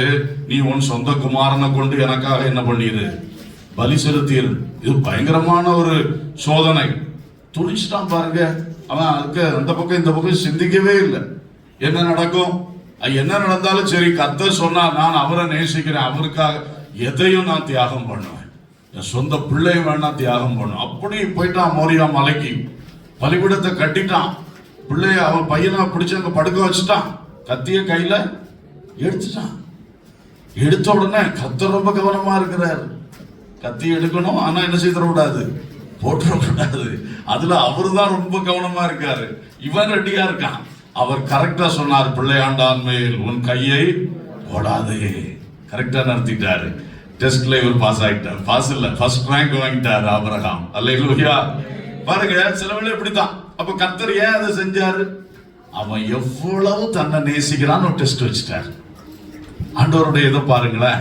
அவன் நான் கொடுத்த பிள்ளைய நேசிக்கிறானா, பிள்ளைய கொடுத்த என்ன நேசிக்கிறானா? இதான விஷயம்.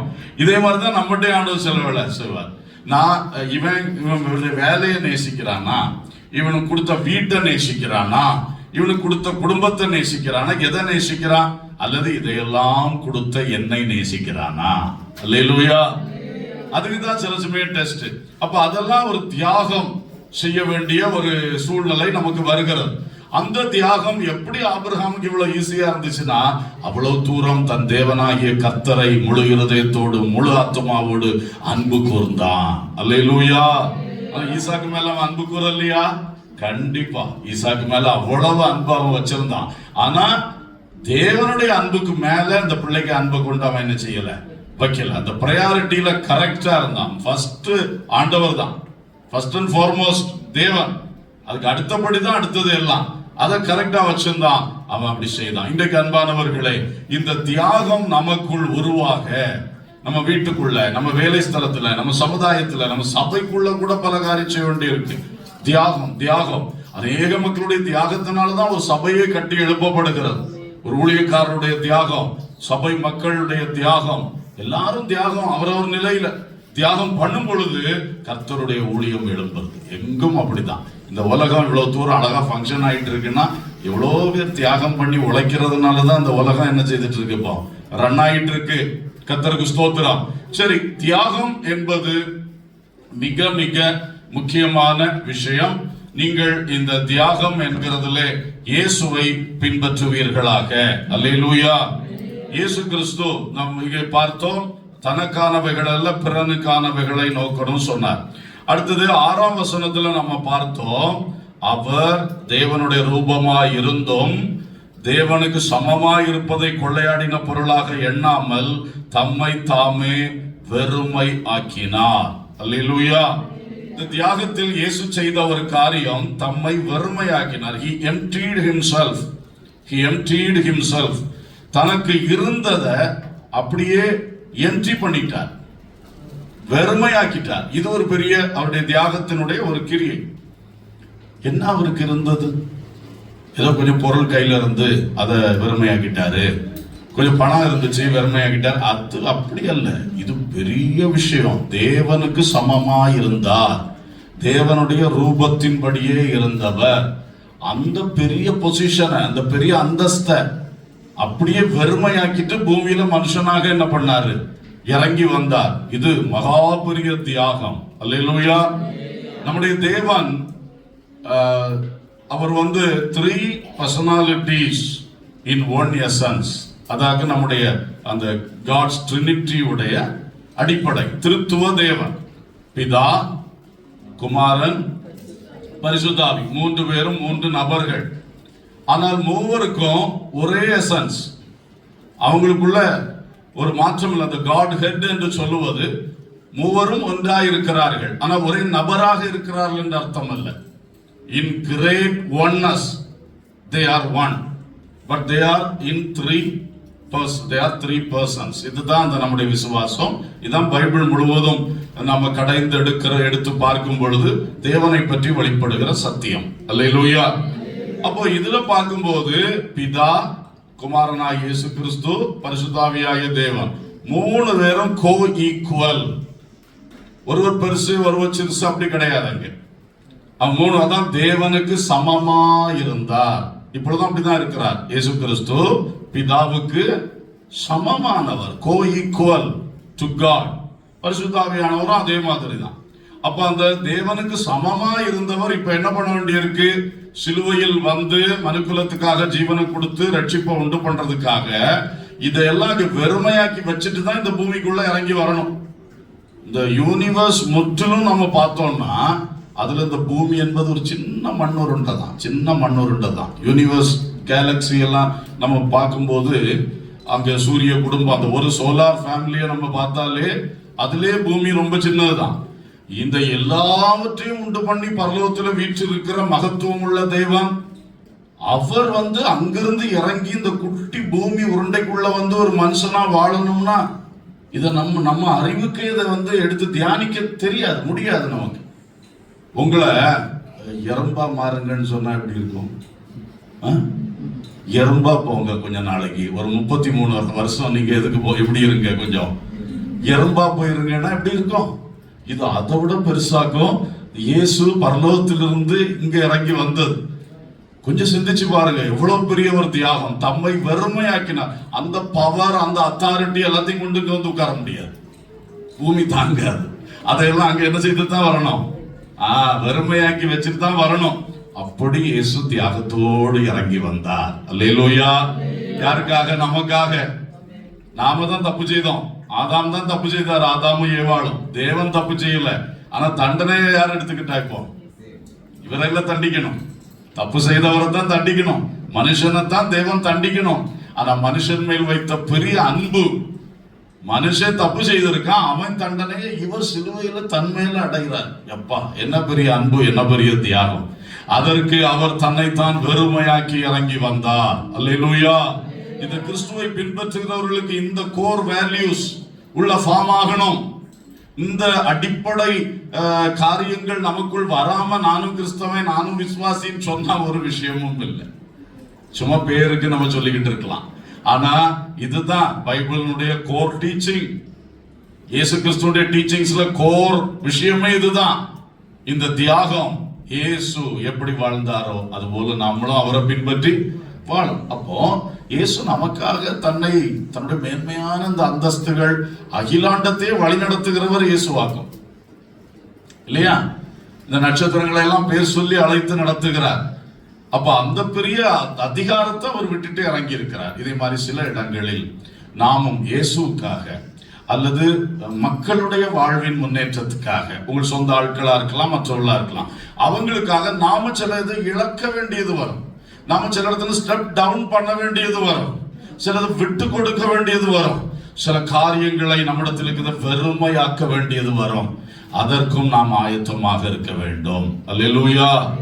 அது கர்த்தர் நடத்தும் பொழுது செஞ்சா போதும், நடத்தும் போது செஞ்சா போதும். ஆனா நாம் அதற்கு ஆயத்தமாக இருக்கணும். எத்தனையோ மிஷனரிஸ் அவங்க வந்து ஆண்டவர் இயேசுவை பற்றின சத்தியத்தை நமக்கு சொன்னதுனால தான் இன்னைக்கு நம்ம கிறிஸ்துவின் சீஷர்களாக மாறி இருக்கிறோம். ஆனா அந்த மிஷனரிஸுடைய லைஃப் ஹிஸ்டரிஸை நம்ம படிச்சு பார்க்கும்போது அவங்களுக்கு இருந்த பெரிய வேலைகளை அவர்கள் ரிசைன் பண்ணிவிட்டு காடுகளுக்கு, தீவுகளுக்கு, குக்கிராமங்களுக்கு, மலைகளுக்கு, அவர்கள் தீவுகளுக்கு கடந்து சென்று இயேசுவை பற்றி அறிவித்தார்கள். அல்லேலூயா. சிட்டி ஸ்டட் என்பவர் இங்கிலாந்து தேசத்திலே பெரிய ஐஸ்வர்யவானம், பெரிய ஐஸ்வர்ய குடும்பம். அந்த ஐஸ்வர்யத்தெல்லாம் விட்டுட்டு ஆண்டவர் காட்டின தரிசனத்தின்படி இந்தியாவுக்கு வந்தார். இந்தியாவில் தமிழ்நாட்டுக்கு வந்தார். உதகமண்டலம் சொல்ற அந்த ஊட்டியில ஊழியம் செய்திருக்கிறார்.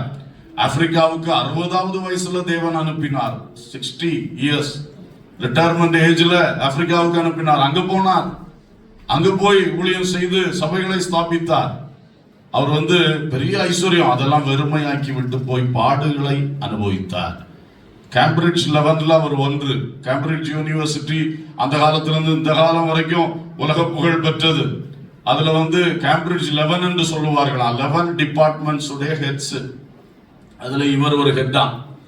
அது நான் நினைக்கிறேன் இந்த ஸ்போர்ட்ஸ் டிபார்ட்மெண்ட்ல இவர் ஹெட்டா இருந்திருப்பார் போல. கிரிக்கெட்ல ரொம்ப அவர் அந்த காலத்திலே சிறப்பு வாய்ந்தவர் கிரிக்கெட்டர். அவர் இந்த எல்லா மேன்மைகளை அன்றைய இங்கிலாந்து நாட்டினுடைய அந்த வாழ்வை விட்டுவிட்டு ஆப்பிரிக்கா என்கிற ஒரு வசதியும் இல்லாத அந்த கண்டத்துல போய், இருண்ட கண்டத்திலே போய் ஊழியம் செய்தார். தன்னை வெறுமையாக்கி கடந்து சென்றார். அல்லேலூயா. இன்றைக்கு விசுவாசிகள், தேவ மக்கள் எல்லாருக்கும் இந்த நம்மை வெறுமையாக்க வேண்டிய தேவை வரும் பொழுது இயேசுவுக்காக, இந்த மக்களுக்காக என்ன செய்யணும், என்ன எப்படி வறுமையாக்கணும், அந்த இதுல நம்ம ஆயத்தமா இருக்கணும்.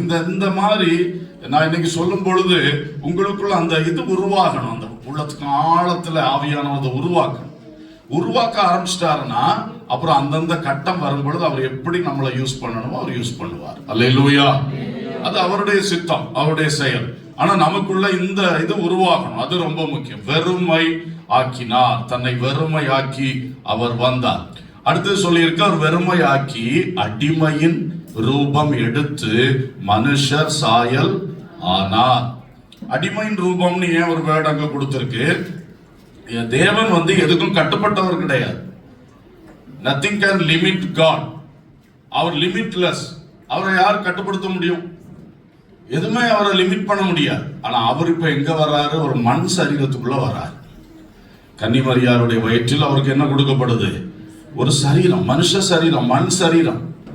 அந்த பெரிய தேவகுமாரன் இதுக்குள்ள வர்றார். அப்போ அது அடிமைத்தனம். அவர் அடிமைப்படுத்துது இந்த பாடி.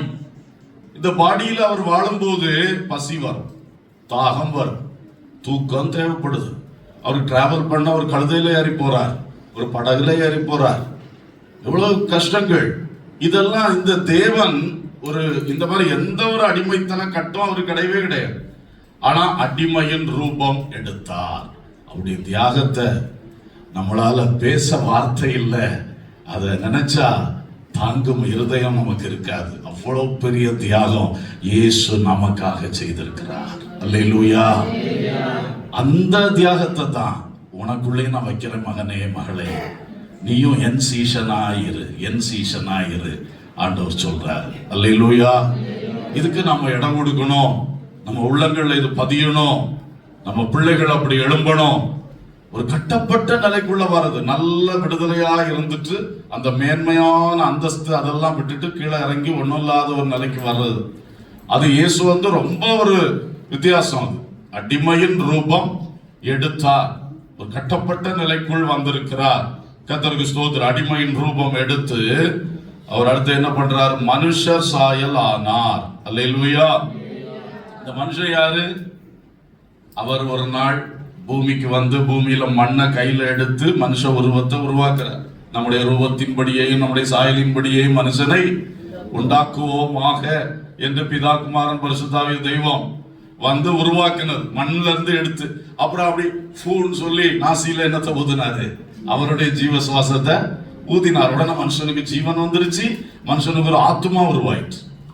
அவர் ஊதுனதுல ஜீவன் மட்டும் இல்ல, என்னதும் வந்துருச்சு, உள்ள ஆத்மா. இது மிருகங்கள், பறவைகள் எதுக்கும் கிடையாது, மனுஷனுக்கு மட்டும்தான். மனுஷன் தான் ஜீவாத்மா, ஜீவாத்மாவானா.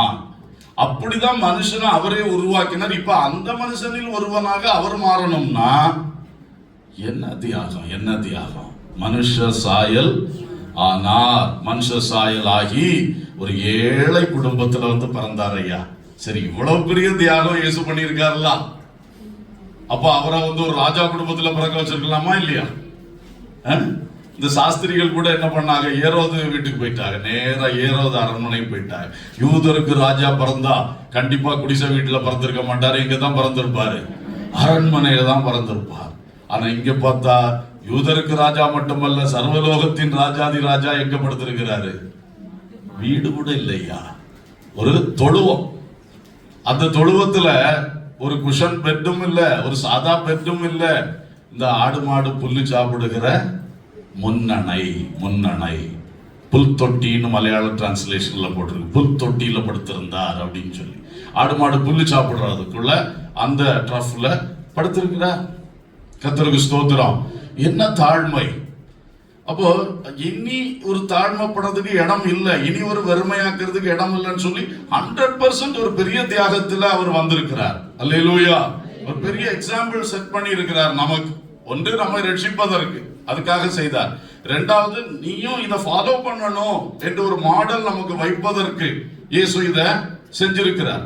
ஆகவே தம்மை தாமே வறுமையாக்கி மனுஷர் சாயலானார். கர்த்தருக்கு ஸ்தோத்திரம். ரொம்ப ஆச்சரியமான காரியம். ஆண்டவர் அவருடைய பிறப்பு மிக மிக அதிசயமான ஒரு பிறப்பு. கர்த்தருக்கு ஸ்தோத்திரம். அந்த பிறந்தார்னு ஒரு அழகான பாட்டு உண்டு. கிறிஸ்து பிறப்பு அன்னைக்கு தான் பொதுவா பாடுறது. இன்னைக்கு ஒரு சரணம் பாடுவோம். கர்த்தருக்கு ஸ்தோத்திரம். பிறந்தார் வானவர் புவிமானிடர் புகழ் பாடிட பிறந்தார். வானவர் புவிமானிடர் புகழ் பாடிட பிறந்தார். மாட்டு தொழுவம் தெரிந்தெடுத்தார் மாதேவ தேவனே. மாட்டு தொழுவம் தெரிந்தெடுத்தார் மாதேவ தேவனே. மேன்மை வெறுத்தார் தாழ்மை தரித்தார் மாதியாகியாய் வளர்ந்தார். மேன்மை வெறுத்தார் தாழ்மை தரித்தார் மாதியாகியாய் வளர்ந்தார். மாதியாகியாய் வளர்ந்தார். பிறந்தார் வானவர் புவிமானிடர் புகழ் பாடிட பிறந்தார். வானவர் புவிமானிடர் புகழ் பாடிட பிறந்தார். அல்லேலூயா! தியாகியாய் வளர்ந்தார் என்ற பாட்டுக்காரர் அருமையா எழுதி வச்சிருக்கிறார். அவ்வளவு பெரிய தியாகத்தை இயேசு வெளிப்படுத்தினார். அடுத்த வார்த்தை பார்க்கிறோம். அவர் மனுஷ ரூபமாய் காணப்பட்டு மரண பரியந்தம் தன்னை தாழ்த்தினார்.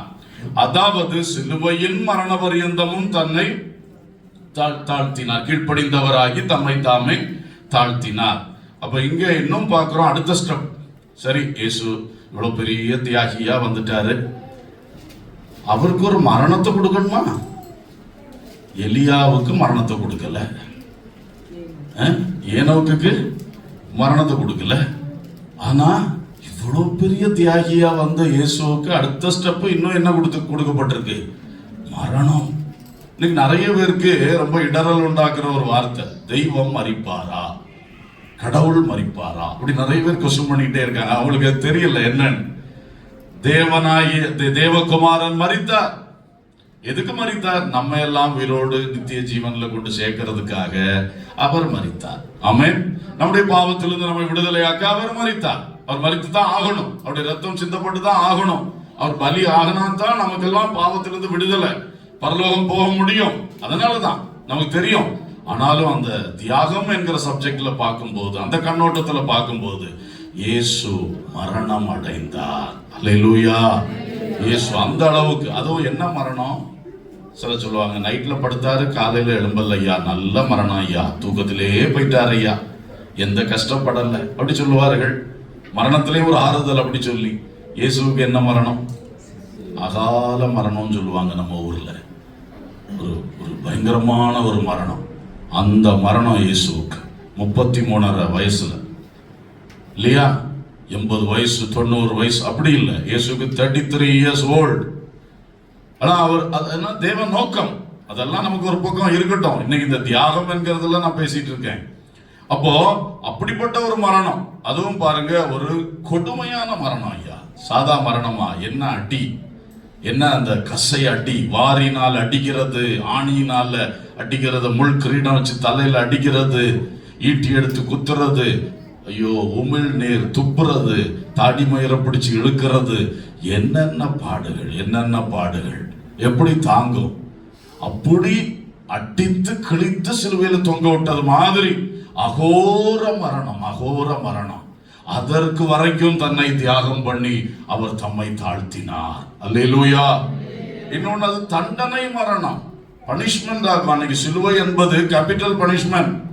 சில நாட்டில் கேபிட்டல் பனிஷ்மெண்ட் தூக்கு தண்டனை வச்சுப்பான், கயர்ல தூக்கி கொல்றது தான் அவனுடைய அந்த உச்சக்கட்ட தண்டனை. சிலது அப்படியே கொண்டு நிறுத்திட்டு பொசுக்கி விட்டுருவான் எலக்ட்ரிக் இதில்.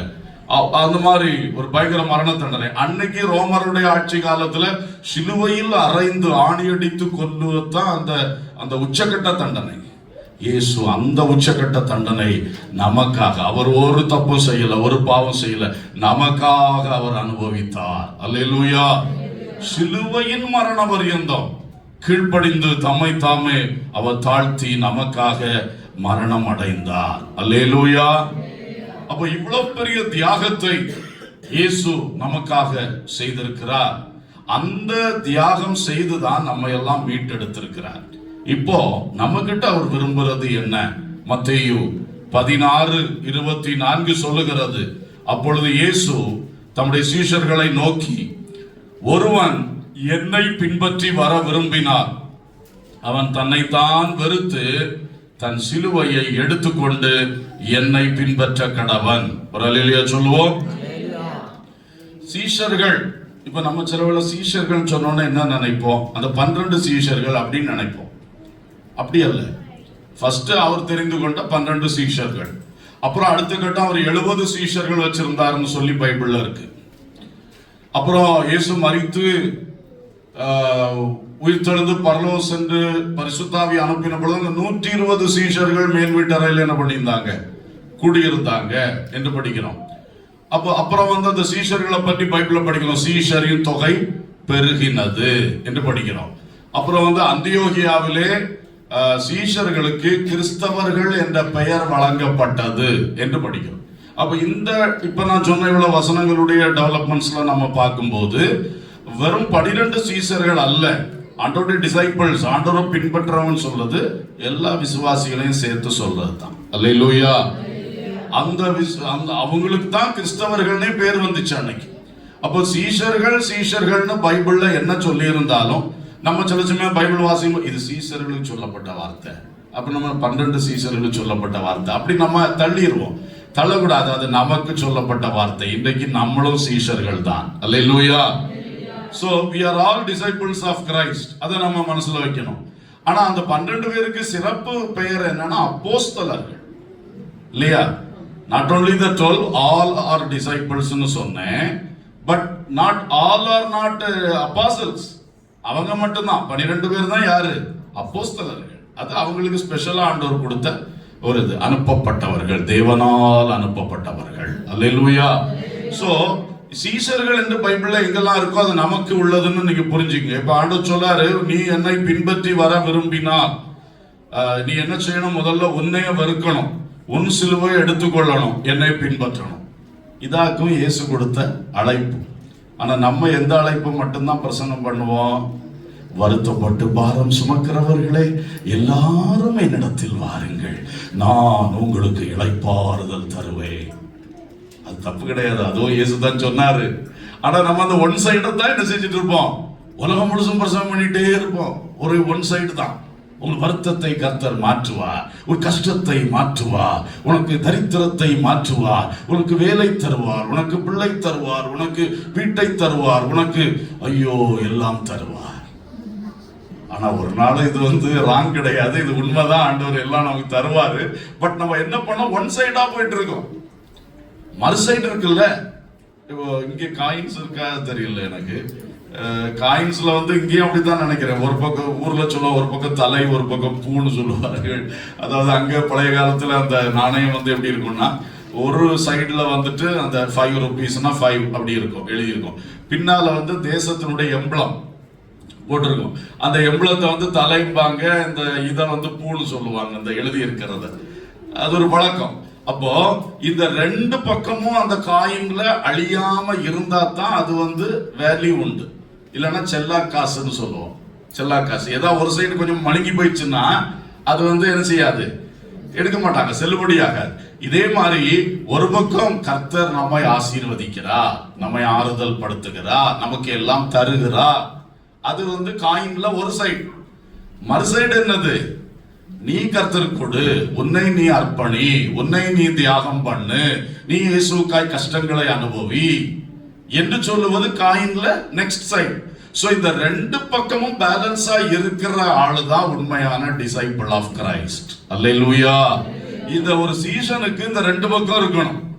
நீ உன் வருத்தம் வேதனை எல்லாம் இயேசுட்ட கொண்டு வந்து சொல்லணும். இயேசு கிட்ட இருந்து நன்மைகளை நீ பெற்றுக்கொள்ளணும். கேட்டு பெற்றுக்கொள், உனக்கு உரிமை இருக்கு. அப்பா இடத்துல நீ கேட்டு கேட்டு பெற்றுக்கொள், என்ன வேணா கேட்டு பெற்றுக்க.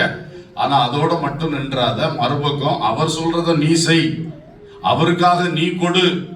இதுவும் இருக்கணும். ரெண்டு பக்கம் இருந்தா தான் ஒரு உண்மை கிறிஸ்தவன். அப்போ நமக்கு இயேசுடைய அழைப்பு ஒன்று, வருத்தப்பட்டு பாரம் சுமக்கிறவர்களே எல்லாம் வாங்க, உங்களுக்கு இளைப்பாறுதல் தர்றேன்.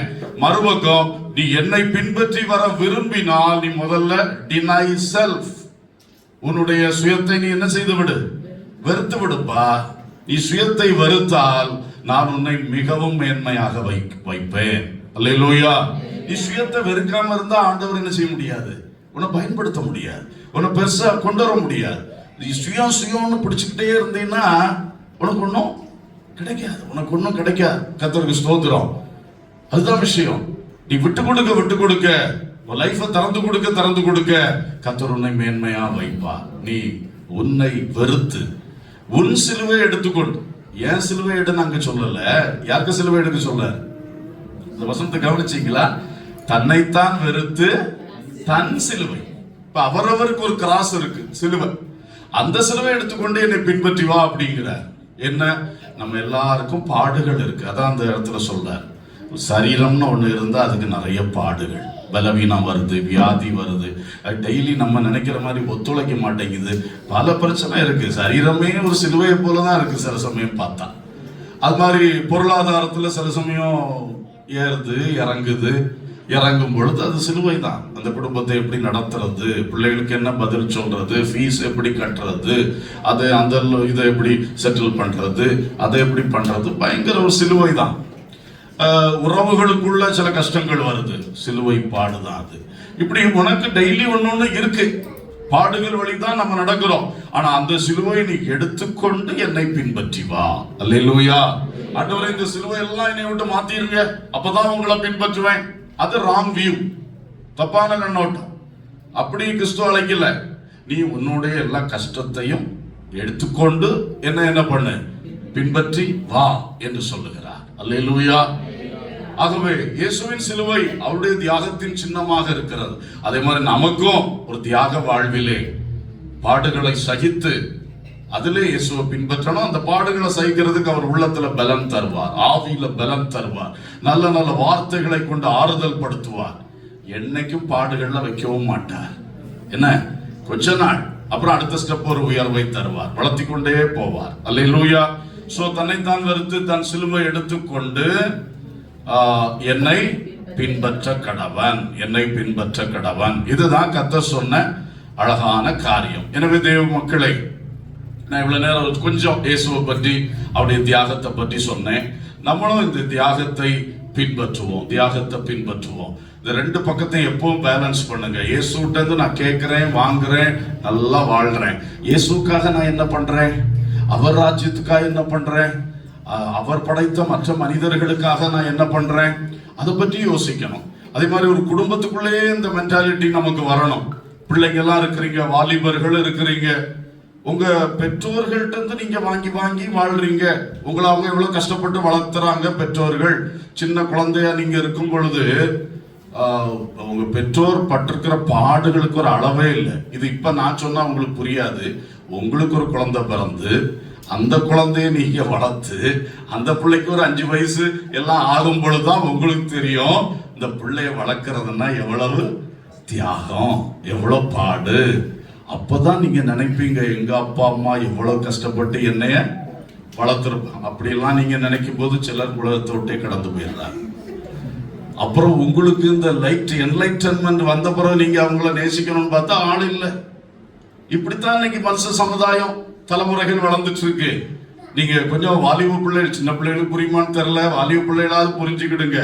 உங்க அப்பா அம்மா செய்த பெரிய தியாகத்துல தான் நீங்க என்ன பண்ணிருக்கீங்க, வளர்ந்துருக்கீங்க. உங்களுக்கு ஒரு காய்ச்சல் வந்தா அவங்களுக்கு தூக்கம் கிடையாது. என்ன கஷ்டம், எத்தனை கஷ்டம் நினைச்சு பாருங்க. அப்போ இதெல்லாம் கஷ்டப்பட்டு அவங்க உங்களை வளர்த்து ஆளாக்கி இருக்கும் போது திடீர்னு நீங்க இந்த இளையகுமாரன மாதிரி நின்றுட்டு என்னத்தையும் அவனை பேசிடுறீங்க. என் பங்கை கொடு, என் சொத்தை கொடு, எனக்கு அதை பண்ணு, இதை பண்ணு, இப்பதான் அந்த பொருளை வாங்கி கொடுங்க, இந்த பொருளை வாங்கி கொடுங்க. எப்பா எவ்வளவு வேதனை இருக்கும் தெரியுமா உங்களுக்கு? அவங்க உங்களுக்கு வாங்கி தர வேண்டாம்னா இருக்காங்க, நல்லாவே தரணும்னு தான் ஆசைப்படுறாங்க. இருக்கணும் இல்லையா கையில, அதை பற்றி உங்களுக்கு ஐடியா இருக்காது. அப்பாவுக்கு எவ்வளவு சம்பளம் அதை பற்றி உங்களுக்கு தெரியாது. அவர் எவ்வளவு பாடுபட்டு இதை சம்பாதிக்கிறார் அதை பற்றி தெரியாது. அம்மா எவ்வளவு கஷ்டப்பட்டு இதெல்லாம் பண்ணி நம்மளை வளர்க்குறாங்க, அந்த சைடெல்லாம் உங்களுக்கு வராது. இனிதான் உங்களுக்கு தெரிய போகுது. ஆனா தர்மரா பேசிடுவாங்க. சிலர் பேசும் பொழுது உள்ளமே பெற்றோருக்கு உடஞ்சிடும். சிலர் செய்யக்கூடிய வேலைகள் அப்படி வைக்காதீங்க. பெற்றோரை கனம் பண்ணுங்கள், பெற்றோருக்கு எல்லா காரியத்திலையும் கீழ்ப்படியுங்கள். இதான பைபிள் நமக்கு சொல்லி தருது. அதனால பெற்றோரை கனம் பண்ணணும் எல்லா விஷயத்திலும். ஸ்தோத்திரம். நம்முடைய கல்வி விஷயமாகட்டும், கல்யாண விஷயமாகட்டும், நம்முடைய எந்த வாழ்க்கையின் எந்த விஷயத்திலும் பெற்றோரை கனம் பண்ணணும். பெற்றோர் உள்ள மகிழணும். ஃபர்ஸ்ட் கர்த்தர் உள்ள மகிழணும், ரெண்டாவது யார் உள்ள மகிழணும்? பெற்றோர் உள்ள மகிழணும். இந்த மென்டாலிட்டியில நீங்க போனீங்கன்னா உங்க வாழ்க்கை மிகவும் ஆசீர்வதிக்கப்படும். அல்லேலூயா. சோ கண்டிப்பாக நீங்கள் வீட்டுக்குள்ள கூட இந்த மென்டாலிட்டி. அப்ப பெற்றோர் என்ன வளர்த்தாங்கல்ல, இப்ப நான் வேலைக்கு போயிட்டேன், என் கையில சம்பளம் வருது, அதுல ஒரு பார்ட் கண்டிப்பா என் பெற்றோருக்கு கொடுக்கணும். இந்த சிந்தை எத்தனை பிள்ளைகளுக்கு வருது? தங்கள் கையில சம்பளம் வந்தோடனே அது தங்கள் கையில வச்சுக்கிறாங்க. அவ பெற்றோர் இவ்வளவு தூரம் உங்களை வளர்த்தாங்கல்ல, கொடுக்கலாம்ல. ஒரு சமயம் ஒரு தம்பிகிட்ட இந்த மாதிரி கவுன்சிலிங் கொடுத்துட்டு இருக்கும்போது சொன்னேன், தம்பி அப்பா அம்மாவுக்கு கையில நீ கொடுக்கணும், உனக்கு ஆண்டவர் இவ்வளவு தந்திருக்கிறாருல்ல, நடத்துறாருல்ல, கொஞ்சம் கொடு. அவனுக்கு ரொம்ப கோபம் வந்துருச்சு. அவரு தான் எனக்கு தரணும், நான் அவருக்கு கொடுக்க வேண்டியது இல்லை அப்படின்னு நம்ம சத்தமா சொன்னான். அது அங்குள்ள பாசையில சொன்னான். அங்கோட்டு இருந்து தான் இங்கோட்டு வரணும், இங்கோட்டு இருந்து அங்க போகண்டான்ட்டான். அது அங்குள்ள பாசை. அதாவது அங்க இருந்து அவரு தான் எனக்கு தரணும், நான் அவருக்கு கொடுக்க வேண்டிய அவசியம். ஏன்னா அவரும் நல்லா தான் இருக்கிறார், அதை வச்சுதான் அவன் சொன்னான். அவருக்கு இவன் கொடுத்து அவர் வாழ வேண்டிய அவசியம் இல்ல, நல்லா தான் இருக்கிறாரு. அப்ப நான் சொன்னேன், அப்படி இருக்கட்டும் தம்பி, அவருக்கு எல்லாமே உன்னை விட கூடுதலாவே அவருக்கு இருக்கட்டுமே. இருந்தாலும் என் பிள்ளை, அவனை நான் வளர்த்து ஆளாக்கி விட்டேன், அவன் வேலைக்கு போயிட்டு ஒரு சின்ன இதை கொண்டு என் கையில தந்தான், சந்தோஷம் இருக்குமா இல்லையா? அந்த சந்தோஷம் உனக்கு ஆசீர்வாதமா உன் மேல இறங்கும். அல்லேலூயா. அவர் சில சமயம் வாங்க மாட்டாரு, இல்ல மகனே எனக்கு வேண்டாப்பா வச்சுக்க. இருந்தாலும் அவருக்கு மனசுக்குள்ள ஒரு பெரிய சந்தோஷம் தரும்ல, கொண்டு வந்து தந்தான். இன்னைக்கு இந்த நிறைய பிள்ளைகளுக்கு இது ஒண்ணுமே தெரிய மாட்டேங்குது. பெற்றோரை எல்லா விஷயத்திலும் கனம் பண்ணணும், ஒருத்தருக்கு ஒருத்தர் எல்லா விஷயத்திலும். சரி, இப்படியே போனா இந்த ஒரே இதுல அடுத்த ரெண்டையும் ஷார்ட்டா சொல்லி நான் முடிச்சிடுறேன், டைம் நமக்கு கடந்து போகுது. ரெண்டாவது நான் சொன்னேன், அந்த தர்ப்பணங்களை அந்த ஸ்திரீகள் கொடுத்தது ஒரு காணிக்கை மாதிரி. என்ன கர்த்தருக்கு கொடுத்தாங்க, கர்த்தருடைய ஆலயத்துல ஒரு வெண்கல தொட்டியை செய்யறதுக்காக என்ன பண்ணாங்க, கொடுத்தாங்க. சோ ஆஃபரிங், கர்த்தருக்கு கொடுக்கிறது, இதுவும் ஒரு முக்கியமான ஒரு சத்தியம் பைபிள்ல. இப்போ ஆரம்பத்திலேயே நம்ம பார்க்கிறோம், இந்த காயின் ஆபேல் ரெண்டு பிள்ளைங்க, முதல் பிள்ளைங்க, அவங்களே போய் என்ன பண்ற, கர்த்தருக்கு காணிக்கை செலுத்துறான். யார் சொல்லி கொடுத்தது? ஆச்சரியமா இருக்கு. அவனே போய் கர்த்தருக்கு பலி செலுத்துகிறான், காணிக்கை செலுத்துகிறான். பார்க்கிறோம், அங்கிருந்தே அது ஸ்டார்ட் ஆகுது. கர்த்தருக்கு நம்ம என்ன கொடுக்கணும், அவருக்கு தான் எல்லாமே, பூமியும் வானமும் எல்லாம் அவருடையதான். அப்போ நம்ம ஒரு சிம்பிள் மனிதர்கள், நம்ம என்னத்துக்கு கர்த்தர் கொடுக்கணும் அப்படி இல்லை. ஃபர்ஸ்ட்லயே அந்த தாட் வந்துருச்சு, அது கர்த்தர் கொடுத்தது. இப்ப நீ தந்து நான் வாழ வேண்டிய அவசியம் இல்லை. மனுஷன் கொடுத்து கர்த்தர் பிழைக்க வேண்டிய ஒரு காரியமும் அவருக்கு இல்ல. அதெல்லாம் தீர்க்க தரிசன புஸ்தகத்துல எழுதி வச்சிருக்கிறாரு. எப்பா, இந்த காட்டுல வாழுகிற எல்லா மிருகங்களும் என்னுடையது. நான் உங்ககிட்ட போய் எனக்கு ஒரு ஆட பலி செலுத்து, மாட பலி சொல்ல வேண்டிய தேவை இருக்கா? எனக்கு எவ்வளவு இருக்கு, ஆனாலும் நீ அதை செய்யணும் என்று சொல்றாரு. சோ அந்த மாதிரிதான் அந்த ஆஃபரிங் என்பது. ஆஃபரிங் கர்த்தருக்கு நாம் செய்ய. பழைய ஏற்பாட்டில் இதுக்கு நிறைய பிரமாணங்கள் இருக்கிறது. அது தசம பாகம் என்கிற ஒரு பிரமாணம் பழைய ஏற்பாட்டில் ரொம்ப ஸ்ட்ரிக்டா சொல்லி இருக்கு. புதிய ஏற்பாட்டில் வரும் பொழுது மத்தேயு 23:23 இயேசு ஒரு வேர்டு சொல்லி இருக்கிறார், இவைகளையும் செய்ய வேண்டும், அவைகளையும் விட்டு விடாதிருக்க வேண்டும். சோ அந்த வேர்டு அப்ப நீ ஆண்டவருக்காக கொடுக்கிறது என்பது அல்லது தசம பாகத்தை பற்றி தான் அங்க சொல்லிட்டு அதுக்கு மேல ஜீவிய சுபாவத்தை பற்றியும் சொல்லி இருக்கும். அப்ப இந்த சுபாவங்கள் நன்றாக வரணும் என்பதும் புதிய ஏற்பாட்டு விசுவாசிக்கு முக்கியம். அதே வேளையில் அவைகளையும் விட்டு விடாதிருப்போம் என்று சொன்னார். மத்தேயு 5:20 ஆண்டு சொல்லும்போது சொன்னார், பரிசேயர் சதுசேயர் என்பவர்களுடைய நீதியிலும் உங்கள் நீதி அதிகமாய் இராவிட்டால் நீங்கள் தேவனுடைய ராஜ்யத்தில் பிரவேசிக்க மாட்டீர்கள்னு சொன்னார் இயேசு. பரிசேயனுடைய நீதி என்ன? லூக்கா 18ஆம் அதிகாரத்திலே ஒரு பரிசேயனும் ஒரு ஆயக்காரனும் தேவாலயத்தில் போய் ஜெபம் பண்ணார்கள். பரிசேயன் எப்படி ஜெபம் பண்ணா? நான் என் சம்பாத்தியத்தில் எல்லாம் தசமபாகம் செலுத்துகிறேன், நான் வாரத்தில் 2 முறை உபவாசிக்கிறேன். அதான் அவனுடைய நீதி. அதை போய் சொல்றான். ஆனா ஆண்டவர் சொல்றாரு, அவனுடைய நீதியிலும் உங்க நீதி எப்படி இருக்கட்டும், அதிகமா இருக்கட்டும். அதோடைய அர்த்தம் என்னன்னா, அவன் 10% அளந்து கொடுக்கிறான், நீ என்ன செய், அதிகமா சந்தோஷமா மனப்பூர்வமாய் கொடு. அல்லேலூயா. அதுதான் புதிய ஏற்பாட்டு சத்தியம். வெறும் டைத் மட்டுமல்ல, டைத்துக்கும் மேல சந்தோஷமா நம்ம ஆண்டவருக்காக என்ன செய்யணும், கொடுக்கணும் என்பதுதான். சோ இந்த ஒரு கொடுக்கிறது, இதுக்கு மேல நம்ம எவ்வளவோ ஆண்டவருக்காக கொடுக்கலாம். சில வேளை ஆண்டவரே நம்மளுக்கு ஏவுதல் கொடுக்கிறார், மகனே மகளே இதுக்காக கொடு. ஏன்னா அவருடைய ஊழியத்தை முழுவதும் அவர் கண்காணித்து நடத்தும் பொழுது அவருக்கு தெரியும், ஏவுதல் கொடுப்பார், இந்த காரியத்துக்காக கொடு. அப்ப நம்ம உடனே அதுக்காக கொடுக்கணும். மற்றபடி ஒரு ரெகுலரா நம்முடைய சம்பாத்தியத்தில் ஆண்டவர் நம்ம தர்றாரு, அதுல நம்ம கண்டிப்பாக ஆண்டவருக்கு கொடுத்து கொண்டே இருக்க வேண்டும் என்பது உண்மை. ஆசரிப்பு கூடாரம் வேலை செய்யும் பொழுது அங்கே யாத்ராகமம் 25ஆம் அதிகாரம் அதுல ஆண்டவர் சொல்லாரு, மோசே சபைக்கு அறிவித்து அவளை காணிக்கைகளை கொண்டு வர சொல்லு. அப்ப அவங்க கையில, அதுவும் வனாந்திரத்துல யாத்திரை போற மக்கள், அவங்க கையில இருக்கக்கூடிய பொருட்களை வாங்கித்தான் ஒரு ஆலயம், ஆசரிப்பு கூடாரம் கட்டப்படுது. சோ இப்படி பல வேளைகள்ல சர்ச்சஸ்ல நம்ம என்ன நினைச்சிருவோம்னா, ஏதோ அவுட் சைட்ல இருந்து ஏதோ ஃபண்ட்ஸ் நம்ம ஆலயத்தை கட்டணும். அப்படி அல்ல. ஆலயத்துல எந்த விஷயம்னாலும் சபைக்கு அறிவிப்பு கொடுக்கணும். சபை மக்கள் நாட் கம்பல்சரி, பட் அவங்களுக்கு இருக்கிற நிலைக்கு தக்க அவங்களுடைய மனப்பூர்வமாக அந்த வேர்டு தான். சோ அப்படி கொடுக்கணும். அதுக்கு மிஞ்சினதை கர்த்தர் செய்வார். அல்லேலூயா. இது ஒரு முக்கியமான விஷயம். இப்போ ஃபுல் காஸ்பல் பெண்டிகாஸ்ட் சர்ச்சில் சர்ச்சுக்கு உள்ள எல்லாத்தையும் சொல்லுவோம்னா, நீ இவ்வளவு கொடுக்கணும் அப்படி சொல்ல மாட்டோம். பொதுவா அறிவிக்கிறது உண்டு. ஆனா நான் வெளியே எத்தனையோ சர்ச்சஸ்ல பிரசங்கத்துக்கு போவேன். வெளியே தேசங்களுக்கும் கடந்து செல்லும் பொழுது வேற சர்ச்சஸ்ல இது பண்ணுவோம். ஒரு சர்ச்சிலையும் ஃபுல் காஸ்பல் பெண்டிகாஸ்ட் சர்ச்சுக்குள்ள என்ன தேவை இருக்குது, மிஷனரி ஊழியத்துக்கு தேவை இருக்குது, அதுக்கு இருக்கு இதுக்கு இருக்கு சொல்லுவதே கிடையாது. ஆண்டவர் சபைக்கு சொன்னார், சபைக்கு சொல்லுவோம். லோக்கல் சர்ச்சில் உள்ள காரியத்தை லோக்கல் சர்ச்சில் சொல்லுவோம். ஆர்கனைசேஷன் உடைய காரியத்தை எங்க சொல்லுவோம், பொதுக்கூட்டத்துல ஐக்கிய கூட்டத்துல சொல்லுவோம். அவ்வளவுதான். ஆனா அப்படி சொல்லும் பொழுது கர்த்தர் யார் யாரை கொண்டோ அந்த காரியங்களை செய்கிறார். அல்லேலூயா. அப்ப நம்முடைய அந்த பங்களிப்புகள் அதுல வரும் பொழுது இதெல்லாம் சேர்ந்துதான் கர்த்தருடைய ஊழியம் இந்த தலைமுறையில் கட்டி எழுப்பப்பட்டு கொண்டு இருக்கிறது. அல்லேலூயா. அதே போலதான் இந்த தேசத்திலும் ஆண்டவர் பெரிய காரியங்களை செய்யட்டும். ஆண்டவர் அப்படிப்பட்ட வாசல்களை நமக்கு திறக்கட்டும். அப்ப நம்ம எல்லாருமே அதை பற்றி நம்ம சிந்திக்கணும். நானும் கர்த்தருக்கா என்ன செய்யணும், கொடுக்க வேண்டும் என்பது. சரி, அடுத்ததாக மூன்றாவது காரியத்தை சொல்றேன். இவங்க தன்னை அழகு பார்க்க வைத்திருந்த அந்த கண்ணாடிகளை அவர்கள் என்ன செய்தார்கள், கர்த்தருக்காக என்று சொல்லி கொடுத்தார்கள். இன்றைக்கு நம்மளும் கூட பல விஷயத்துல நம்மள ரொம்ப, அதுவும் சுயம் தானே. கண்ணாடி பார்க்க கூடாதுன்னு நான் சொல்ல வரல. நான் முதல் நாளே பிரசங்கம் பண்ணேன், எல்லாம் ஹேர் எல்லாம் கரெக்டா இருக்கா, ட்ரெஸ் எல்லாம் கரெக்டா இருக்கான்னா கண்ணாடியில நின்னா தான் என்ன செய்ய முடியுது, பார்க்க முடியுது. ஏதாவது அழுக்கெல்லாம் இருக்கான்னு சொல்லி கண்ணாடியில் தான் என்ன செய்ய முடியும், பார்க்க முடியும்.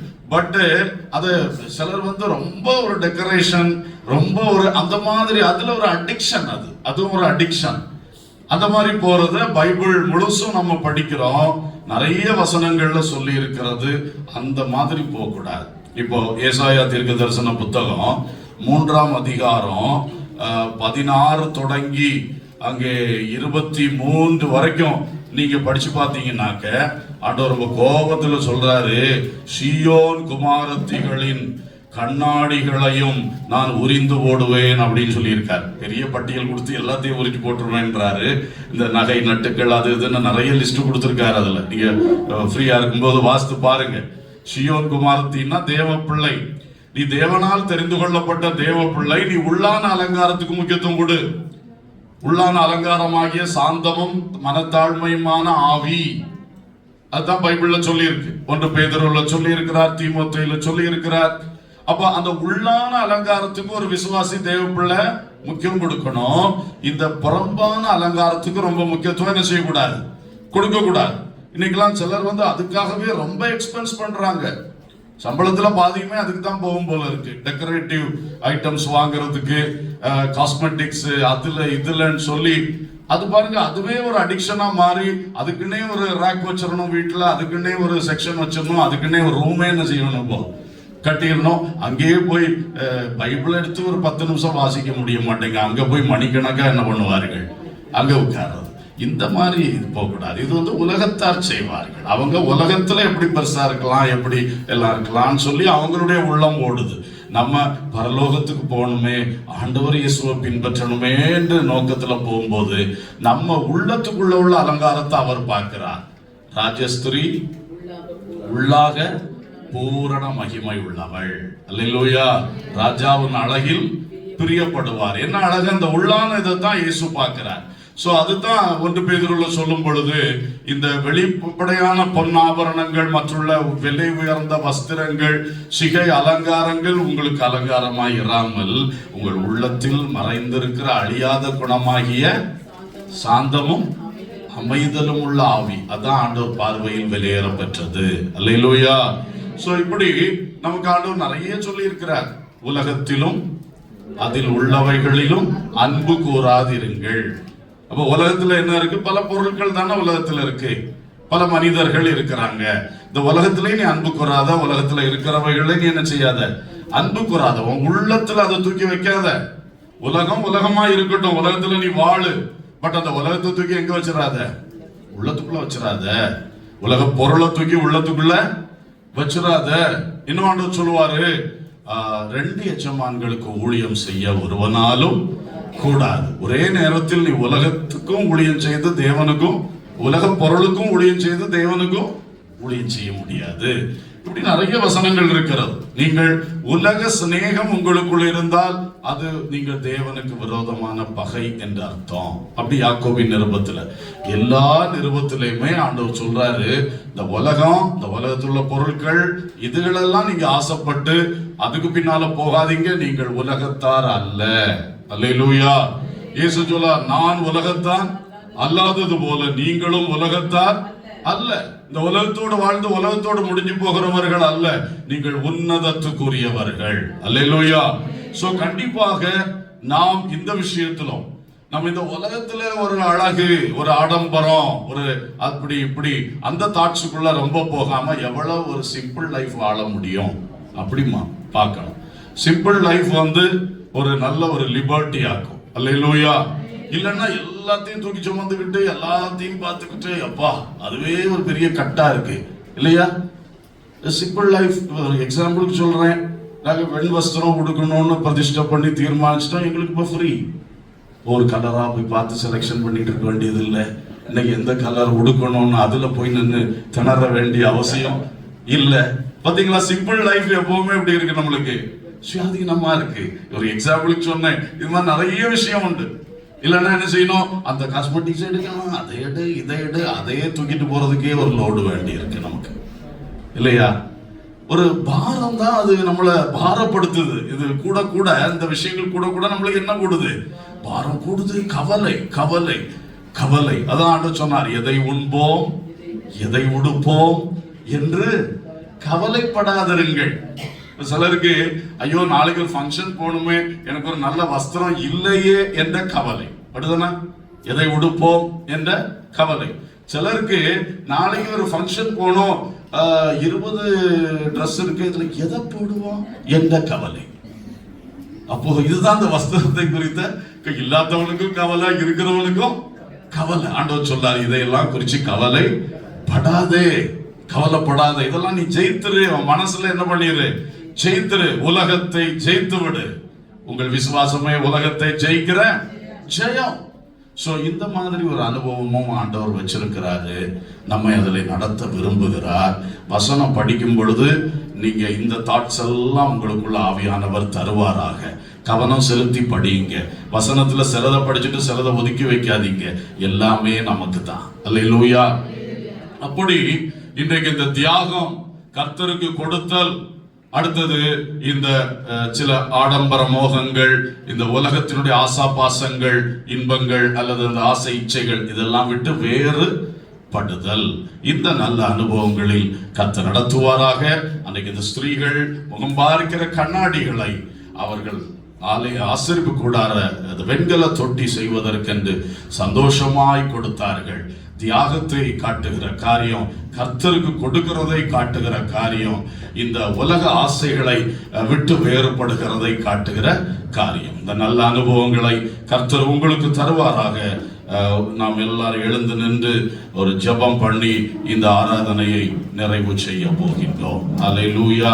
எல்லாரும் பயபக்தியோடு எழுந்து நிற்போம். எழும்ப முடியலன்னா நான் கம்பல் பண்ணல, நீங்க உட்கார்ந்து கூட கர்த்தரை நோக்கி பாருங்கள். ஆனால் எல்லாரும் இருதயத்தை கர்த்தருக்கு நேராக்குவீர்களாக. கர்த்தருக்கு நேராக்கி உண்மையிலே இந்த சொல்லப்பட்ட 3 வார்த்தைகளை ஒரு விசை சிந்திக்க போகிறீர்கள். எல்லாரும் கர்த்தரை நோக்கி பார்ப்போம். கண்களை மூடுவோம். அமைதலாக ஒரு இருதயத்தில் ஒரு சிந்தனை. அதுக்கு பிறகு நான் பாட்டில் ஒரு அடி பாடி அப்படியே நாம் கர்த்தரிடத்தில் வாய் திறந்து ஜெபம் பண்ண போறோம். இப்போ ஒன்று மனசுல எடுத்துக்கொள்ளுங்கள். ஆண்டவர் விரும்புகிற தியாகம் எனக்கு வேண்டும். நான் இயேசுவை, பிதாவானவரை என் முழு ஆத்துமாவோடு முழு இருதயத்தோடு அன்பு கூற வேண்டும். ஹல்லேலூயா. அதே போல பிறரை நான் நேசிக்கணும். என்னை நான் எப்படி நேசிக்கிறேன் அதே போல பிறரை நான் நேசிக்கணும். ஒரு தியாகம் அங்கிருந்தான் ஸ்டார்ட் ஆகுது. ஒரு சுயவரப்பு, செல்ஃப் டினையல், ஒரு தியாகம், ஒரு சாக்ரிஃபிஷியல் லைஃப் அங்கிருந்தான் ஸ்டார்ட் ஆகுது. ஹல்லேலூயா. சிந்திக்க, வேற சிந்தனைக்கு இடம் கொடுக்காதீங்க தயவு செய்து. நீங்க சிந்திக்கும் பொழுது அந்த அமைதலான அந்த உள்ளத்துக்குள்ள இயேசு பேசுவார், ஆவியானவர் கிரியை செய்வார். அதுக்கு தான் கொஞ்சம் அமைதி ஆண்டவரை நோக்கி பாருங்கன்னு சொன்னேன். எனக்கு நான் என்ன தியாகம் செய்து இந்த உலகத்தில் வாழணும்? இயேசுவை உமக்காக என்ன தியாகம், மற்றவங்களுக்காக என்ன தியாகம், இன்று என் குடும்பத்துக்காக என்ன தியாகம். என் வேலை ஸ்தலத்தில் ரொம்ப டென்ஷன் ஆகிறேன், ரொம்ப முறுமுறுப்பு வருது. அதில் தியாகத்தை எனக்கு படிப்பித்து தாரும். சகிப்புத்தன்மை, பொறுமை, தீமையை சகித்தல், இதெல்லாம் இந்த தியாகத்தில் சேர்ந்தது தான். ஹல்லேலூயா. ஸ்தோத்திரம், ஸ்தோத்திரம். Praise God. ஹல்லேலூயா. கர்த்தருக்கு கொடுக்க வேண்டும். ஆண்டவரே, எல்லாமே உங்களுடையதப்பா. நீங்க தான் எனக்கு எல்லாமே தாரீங்க. நான் உழைத்தாலும் நீங்க தான் தரீங்க ஆண்டவரே. நீங்க தராம இருந்தா ஒண்ணுமே நடக்காது. நீங்க சுகபலம் தராட்டா உழைக்க முடியாது. நீங்க வேலை வாய்ப்பு தராட்டா உழைக்க முடியாது. நீங்க தான் எல்லாம் தர்றீங்க. ஆனா அதுல ஒரு நன்றி கடனாக நான் திரும்ப உங்களுக்கு தரணும். எப்படி தரணும், என்ன தரணும்? ஆண்டவர் என் உள்ளத்தில் பேசும் ஆண்டவரே, பேசும் ஆண்டவரே. என் பணம், என் பொருள், என் செல்வம், ஹல்லேலூயா, கர்த்தருக்கு எப்படி கொடுப்பது, எதை கொடுப்பது? ஹல்லேலூயா. ஆண்டவரே, இந்த உலகத்துல நான் வாழ்றேன், ஆனா அந்த உலகத்துக்குள்ள நான் முழுகி போக கூடாது. இந்த உலகத்தை ஜெயித்து உன்னதத்துக்கு நேரா என் உள்ளம் எழும்பிக் கொண்டே இருக்கணும். இயேசுவின் வருகை என்னுடைய கோல். நான் புதிய எருசலேம் என்கிற மகிமையான அந்த மோட்ச பட்டணத்தில் வந்து நித்தியமாய் வாழ வேண்டும். இன்றைக்கு உலகத்தை வெறுத்து இயேசுவை பின்பற்ற எனக்கு கிருபை தாரும். உலக பொருள்கள், உலகத்துடைய systems and customs of this world, எதை ஜெயிக்கணும் ஆண்டவரே, எதுலையும் நான் கட்டப்பட்டு போக கூடாதப்பா. ஆமென், ஹல்லேலூயா. சில ட்ரெடிஷன்ஸ், சில பாரம்பரியங்கள், சில சடங்காச்சாரங்கள் எதுக்கும் கட்டப்பட்டு போகாம, உலக பொருள், ஆடம்பர பொருட்கள், அது இது என்று சொல்லி கண்ணை கவருகின்றவைகள், இந்த ஆசை இச்சைகளுக்கு இடம் இல்லாதபடி என் வாழ்க்கை உலகத்தை ஜெயிக்கிற வாழ்க்கையாக நடத்தும். தியாகம், கர்த்தருக்கு கொடுத்தல், வேறுபட்டு பரிசுத்தமாகுதல், இந்த நிலைகளில் எங்களை நடத்தும் தகப்பனே, நடத்தும் தகப்பனே. ஹல்லேலூயா, ஹல்லேலூயா. இயேசுவின் பின்னே போக துணிந்தேன், இயேசுவின் பின்னே போக துணிந்தேன், இயேசுவின் பின்னே போக துணிந்தேன். பின்னோக்கி நான், பின்னோக்கி நான், பின்னோக்கி நான், பின்னோக்கி நான். உலகம் என் பின்னே, சிலுவை என் முன்னே.